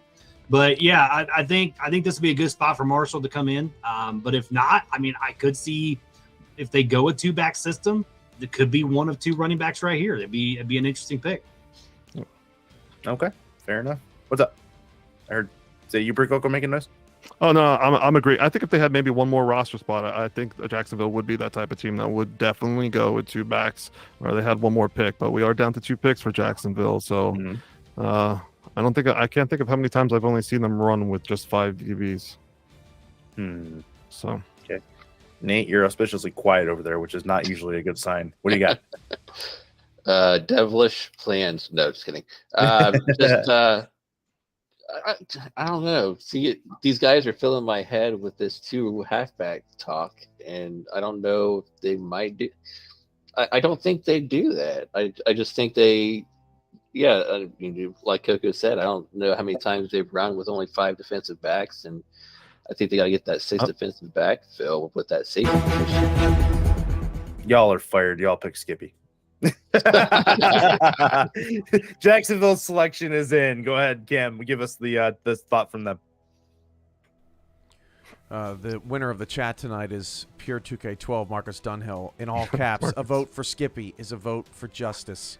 And, I think that pushed her over the top, man. I'm sorry. With the 51st pick, before we get to the 51st pick, we have to say that Jacksonville has adjusted their plans. They were going to go a different route with restructure, but decided not to. So Jacksonville has added a 56th pick to this draft. So one more player is going to get picked than we previously expected. So look at that. There you go. Somebody 55 no longer is Mr. Irrelevant. With that being said, with the 51st pick in the SFL Season 20 rookie draft, the Jacksonville Kings select wide receiver Joseph Budette. The 52nd pick is Queen City back on the clock. All right, so one of the remaining wide receivers is off the board. They decided to go away from the 2 running back system that Chad and Prococo concocted up in their little magic shop over there, and they go wide receiver. And let's talk to eeny, meeny, miny, Chad. Let's see how we see. What do you think about it? Yeah, they added another pick, so you can't really say that yet, right? That's fair. That's fair. Okay. Yep. No, we've been talking about Joseph Budette, I feel like, all night, right? There was always some spots he could fill in here, fill in there. We picked it for Jacksonville once before. We picked it for Queen City, back and forth. Good pick. You're able to get that wide receiver now and have your offense pretty much set, except for when you go running back. So, good pick. Okay. Let's go with Nate. Give me your thoughts. Yeah, if they didn't go with defense or the running back slot, I think the wide receiver slot's the only other place they could have gone. And getting the last available wide receiver off the board, I think, was the most, sensible decision to make in that case, if you're going to have an extra pick later on anyways. So definitely a good pick by them. Okay. For Coco, rounding it out, Queen City on the clock. Could this be the time they pick QB, or do they save it? I think they're just going to go for it next season. I just don't think anybody wants to pick QBs or backs anymore. Anybody who's in the minors, welcome to the minors. This is what happens. That's awesome. Unless it's expansion season, it's going to go till the bitter end. That's awesome. So yeah. How many picks we got left? What I'm looking at is cap space. I wish I had my cap space up to date so I can kind of see what Jacksonville has compared to Queen City. Yeah. Okay. We got 3 spots. We got 2 for Jacksonville and 3 for Queen City. You can get quarterback and running back, unless you're going to go no QB, no running back system. Which doesn't probably work. Unless you're Motor City. Ooh. I mean, we also saw a season 14 draft that saw like 7 fullbacks taken in the first round. So I love you, Drew. There's that. Anyway, back to the here and now. Queen City, Chad. Thoughts on them? Do you echo Percoco's sentiment? Do you think they go something weird, or they go something wacky, or they go something completely normal and boring? I mean, that's a good question. 3 spots left, right? I mean, could you see Queen City maybe doing a 2-back, right? So I mean, maybe this is an opportunity for that. They got a power running back, right? And Jet Zero, I believe he's still power.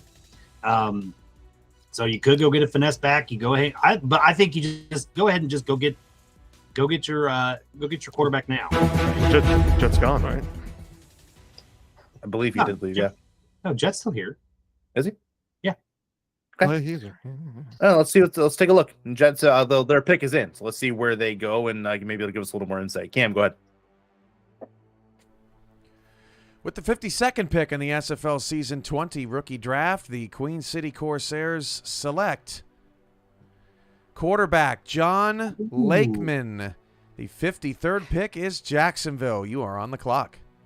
All right. So heads tilted off to the side because we did not expect that quarterback taken in this spot. There were a couple of other ones that we thought may end up there instead. But Lakeman is going to Queen City on the troubled shores of Buffalo. That being said, their selection has been made under center, and I want to talk to Nate about that selection. Oh, Lakeman, he comes out of Ottawa. Kind of an odd pick, if you ask me. I mean, yeah, he was a good quarterback that fit in their system. Maybe DC saw something in Lakeman that just worked for them and it fit their cap space. Maybe cap space played a factor in that pick. And maybe they'll have a higher, a higher value player in another position coming up here in another couple picks. But I got Slider and Patak was by like top 2 picks, and I'm happy for Lakeman that he gets the opportunity to showcase his skills for Ottawa, but the other 2 quarterbacks will be showcasing their skills again in the minors, and I just thought one of them would be picked before him. Okay, yeah, that was kind of my thought too. Percoco, you thinking the same thing? Was Lakeman a surprise here? Nope. Outside of the window of like progression and like scouting that comes with Patek, King, Lakeman, and Thumper were all great personalities, active in general chat, active in games. Lakeman was excited just when like anybody would. I'm not saying anybody would talk to him, but I remember he got like a Gerald from Louisiana. I actually sent them a photo because he had so much fun watching him play and seeing him in the chat. And he was like, "Oh, this guy sent me this picture. It's pretty cool, huh?" And I was like, "Oh, who sent you to you?" He's like, "This guy Gerald." I'm like, "Oh," I'm like that's. Oh, he's like, "Oh." I'm like, that's the owner from Louisiana, by the way. Oh, okay. He's like, oh, okay. Yeah. He got all excited. I'm like, don't worry, Utah's still there. He'll be, maybe he'll take his spot in a couple seasons, but not for now. So it's a good pick. He was a good guy. So good. Yeah, definitely.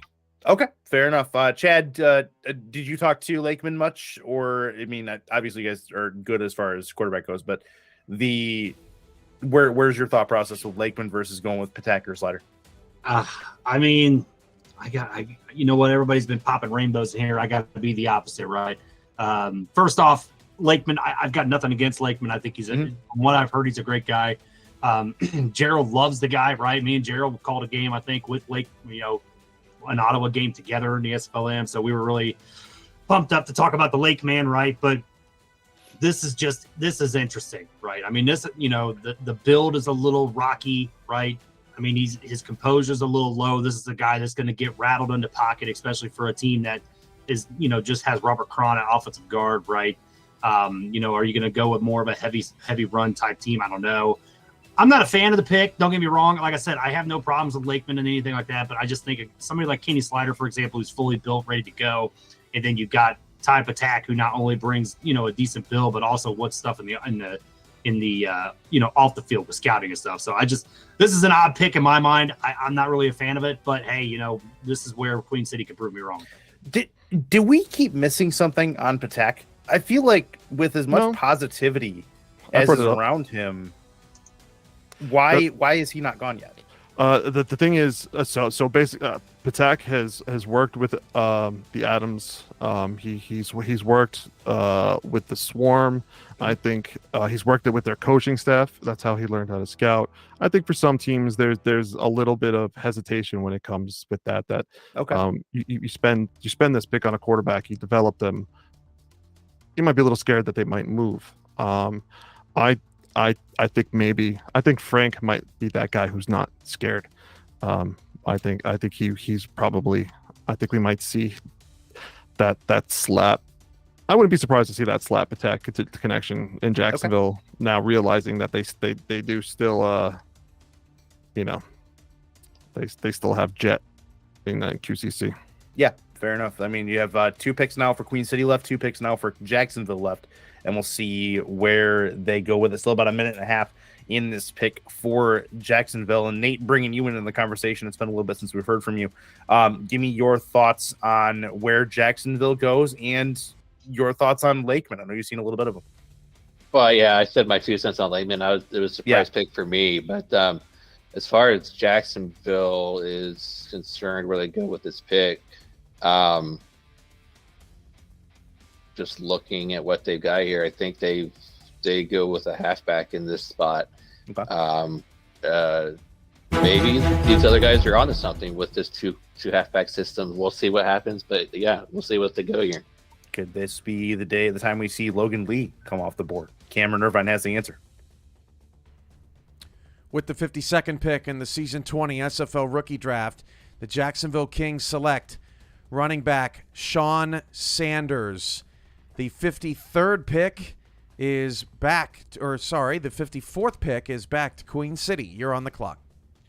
So 54 and 55 belong to Queen City. Nate Hall got the running back selection correct. Maybe not the right, maybe the right person. I'm not sure. Sanders is off the board, and I want to talk to Nate about your thoughts on him. Maybe Sanders isn't as flashy as maybe a Logan Lee or a Josh Slatt, but he definitely got the job done when he was in Lexington. Good player to pick up. Definitely excited to see what he'll do with the Jacksonville Kings in Season 20. And you never know. They could pick up a second running back with their, one of their last picks. So we'll get that 2 halfback system going. So we'll see what they do with that last pick. Okay, fair enough. Yeah, they have one more remaining. That's the last pick of the night at 56. So we'll talk about that here in a second. Percoco, let's go over to you. Sean Sanders off the board, and they have 1 spot remaining to fill. Now it seems like they have a plan with that last pick. Give me your thoughts on Sanders, though. Yeah, I mean, again, we're starting to see active people come off the board instead of people who have just immense value, which at these key positions is a good thing.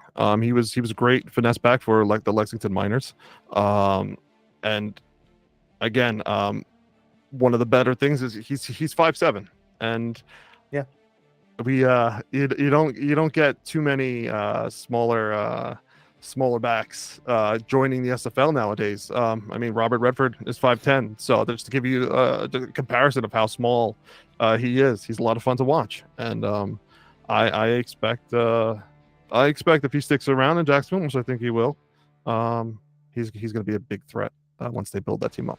I'll give you another small back from seasons past, Denzel Diaz, formerly of St. Louis. He was a short back as well. I think 5'6", 5'7" was where he was at. That's a thought. So there's been some in the SFL's history, but not a lot of them. And we'll see where that goes. Chad, your thoughts? Yeah, I mean, it's an interesting pick, right? I just really liked Slap, so I thought maybe Slap would go here. But I mean, it's got a guy that's got some good top end speed. He's consistent, right? He's good at breaking tackles, so this is going to be a guy that's a building pick, obviously, right?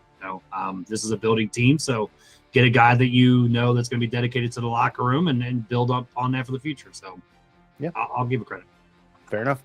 Fair enough. Talking about Queen City, they've got 2 picks left, and they're back-to-back, so they don't have to worry about.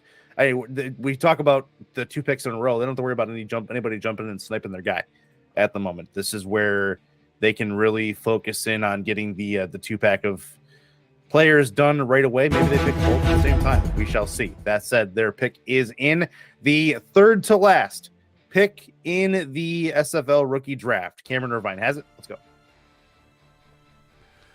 With the 54th pick in the SFL Season 20 rookie draft, the Queen City Corsairs select kicker Joe Garfield. They are back on the clock with pick 55. All right. So special teams where they're focusing on with 1 roster spot left. And give it whoever wants it about where they go with this last pick. I blame Chad for not realizing they needed a kicker. You're supposed to be on top of that one. Yeah, I know. My bad. Yeah. This is it's embarrassing. Yeah.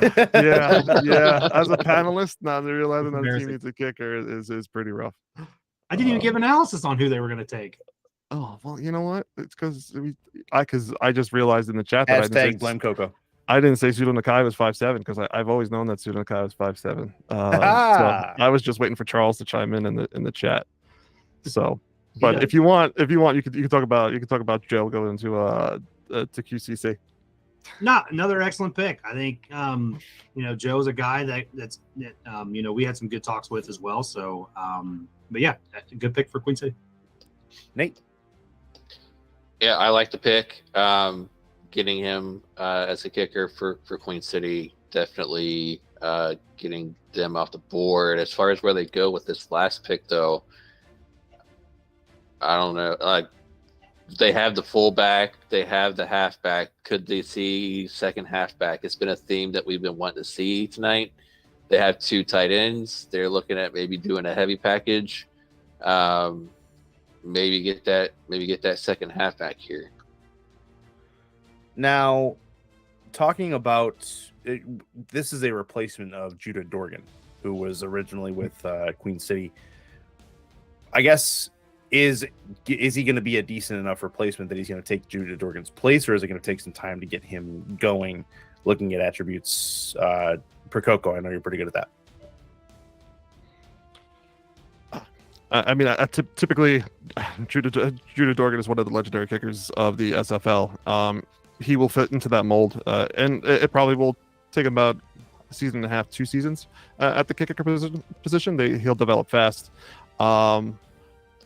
But yeah, typically given the pace that QCC runs, that they're gonna rely on Joe a lot, and they're gonna rely out of the gate. So definitely a good pickup for them. And I think possibly we also see another defensive back here, because I think they're currently on 5 now that I'm looking at what they have. They filled their safety positions. They picked up their third CB. So maybe a 4th cornerback here. Yeah, I mean. Or another safety. Or another safety. But the thing is, too, is QCC does have players on their roster that that they could possibly pop some animations back onto should they save a little cap space if they go with another safety. So okay, fair enough. You seeing any other places of need, Chad, in regard to Queen City? No, I think that's kind of where you have to go, right? I think taking the safety here, I think would be a key thing. I mean, Alex Marshall's still there, right? Maybe not for long. Maybe not for long. So I think that could be somebody that can come in here and be a part of Queen City. Okay. Well, earlier we were talking about color schemes and how Albuquerque was kind of close and similar. I don't think I've seen Gold Osborne Davis come off the board yet from Albuquerque. So that could be another name that could go here. Okay. I like it. They're down to their last. They're taking their time. They're keeping the drama alive as far as where they go, even though they had 2 picks in a row. So they're on the 90 seconds left to see where that ends up, and then we find out who is going to be Mr. Irrelevant for season 20 as far as the last pick of the draft. Looking ahead, looking at Jacksonville's last pick, somebody take it. Who do you think they're going to go? It's a good question. I mean, do they go and do a 2-back system, right? Well, they don't have a fullback and they only have one tight end, so it would make sense in this situation. Yeah, I mean, you could see, a Josh Slap get there, right? I keep saying that guy's name, but I'm not really too sure where else they could go. For Coco, I mean, I don't know where you're thinking over there, but Don't they need a quarterback? They got OJ Bruin still there. they got OJ Bruin. Oh, that's right. OJ's over there now. Yeah. Yep. Right. Formerly of QCC. Yeah, that's right. Interestingly enough. Yeah, that's a big name. Yep. Did they pick up 2 wide receivers during the draft? Jacksonville, I think they did. Yeah, I think they got Dill Swayze and Budette. Yeah, you're right. I'll stick with Michael Brown. I'll say that they go with a cheap power back and develop him as a second back there. Now, reminder that Logan Lee is still on the board as well. I'm not sure if he fits in the cap space, but that's either way, they got to develop. He's not power. Nah, yeah. If you're gonna go 2 back here, you gotta go with Michael Brown. Yeah. If you're gonna do 2 back. Yeah. Oh, I mean, they did change their structure to allow for that last pick. So Queen City's still on the board, and we'll see if there is something that can work with them. But the clock is struck 0 on the Queen City last pick. So we'll see if we have something from Cam, here shortly about this the second to last one. But not much time left for them to get the pick over to Cam. I'm sure he's typing it in Discord at him right now. And then we'll have the last pick of the day. So, come on, Cam.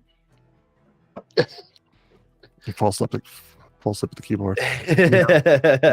Yeah, he's working on it. Not a big deal. But guys, thank you very much as we wait for this pick to come through. Thank you very much to everybody for hanging out on YouTube with us.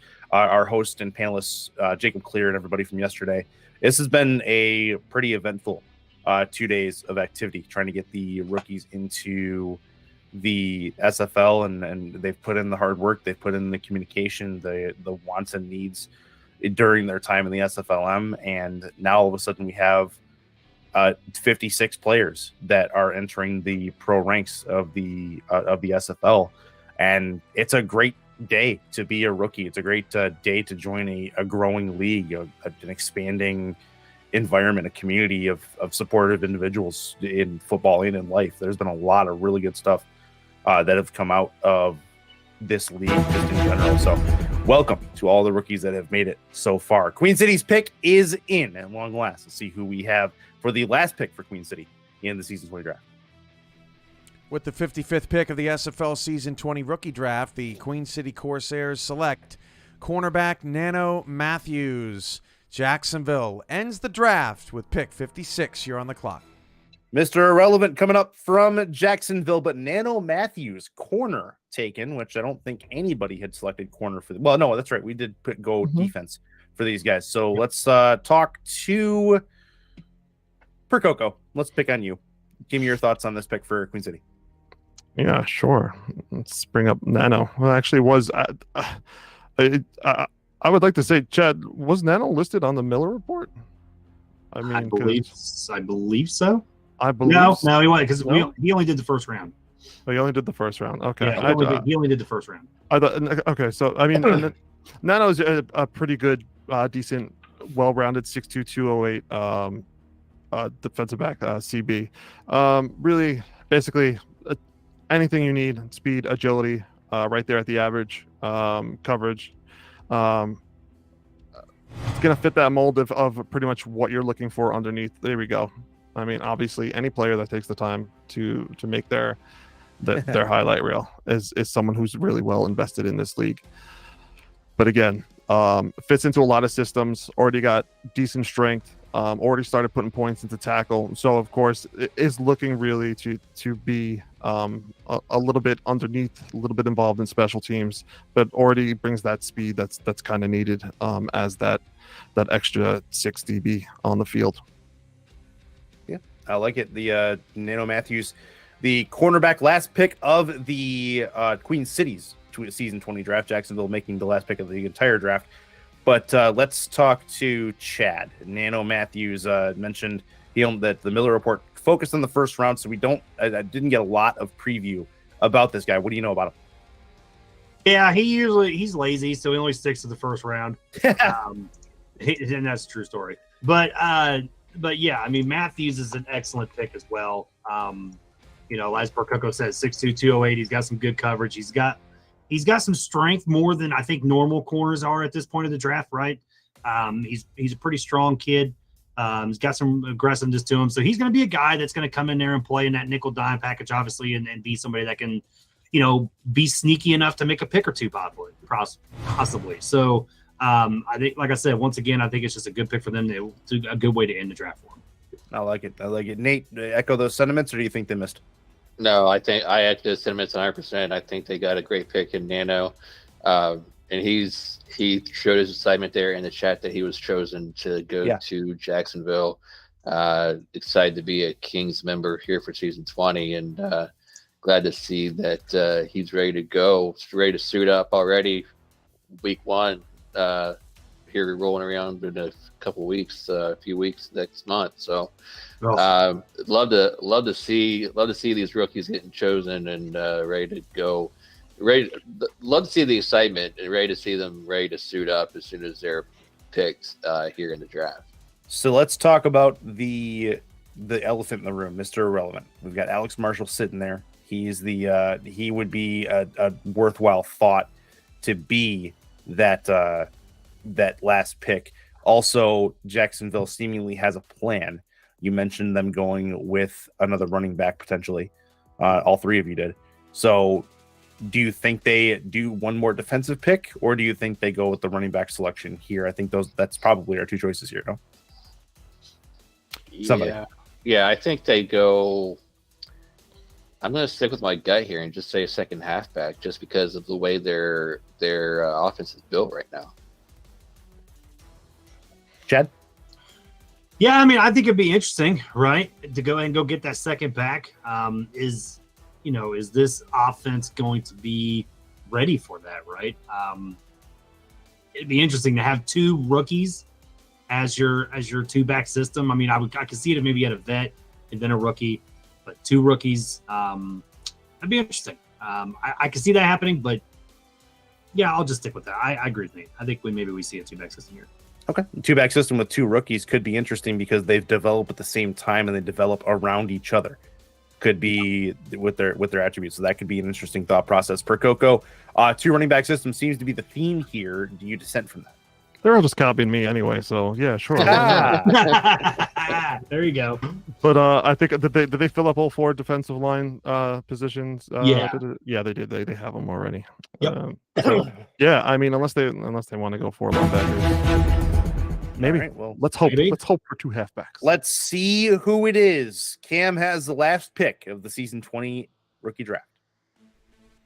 With the 56th pick of the SFL season 20 rookie draft, Jacksonville selects strong safety Toby Nur. That concludes this draft. If I don't talk to anyone personally before the holidays, have a fantastic break, and we'll see you on the other side for our 20th anniversary season in January. Take us home, Chris Curtis. You got it. All right, so they went secondary instead. Let's wrap it up quickly as far as our thoughts on this pick, and then we'll work on saying our goodbyes. Let's go to Chad Rowland first. Yeah, Toby Nur getting somebody on the defense, that was a pretty weak spot for Jacksonville coming into this draft. So, good pick. Being able to see, I was actually just trying to pull up Nur right now to see exactly how his build is. I'm a little behind schedule for Coco. Good tackle. Good tackle. Good tackle. Yeah, so he's got some good speed. He's got good cover skills. He's an excellent tackler. I think this is a guy that comes in and really helps well in that nickel and dime situations. Fair enough. Nate, your thoughts wrapping up the Toby Nur pick and the draft as a whole? Yeah, great pick, Toby Nur. And just as a little note here, cornerback Nathan Nur, if they're related, is on the same team as cornerback. So a little bit of a connection there, maybe. Keep an eye on for season 20. But I like the pick. So filling out the rest of their defense and Mr. Irrelevant as far as the draft as a whole,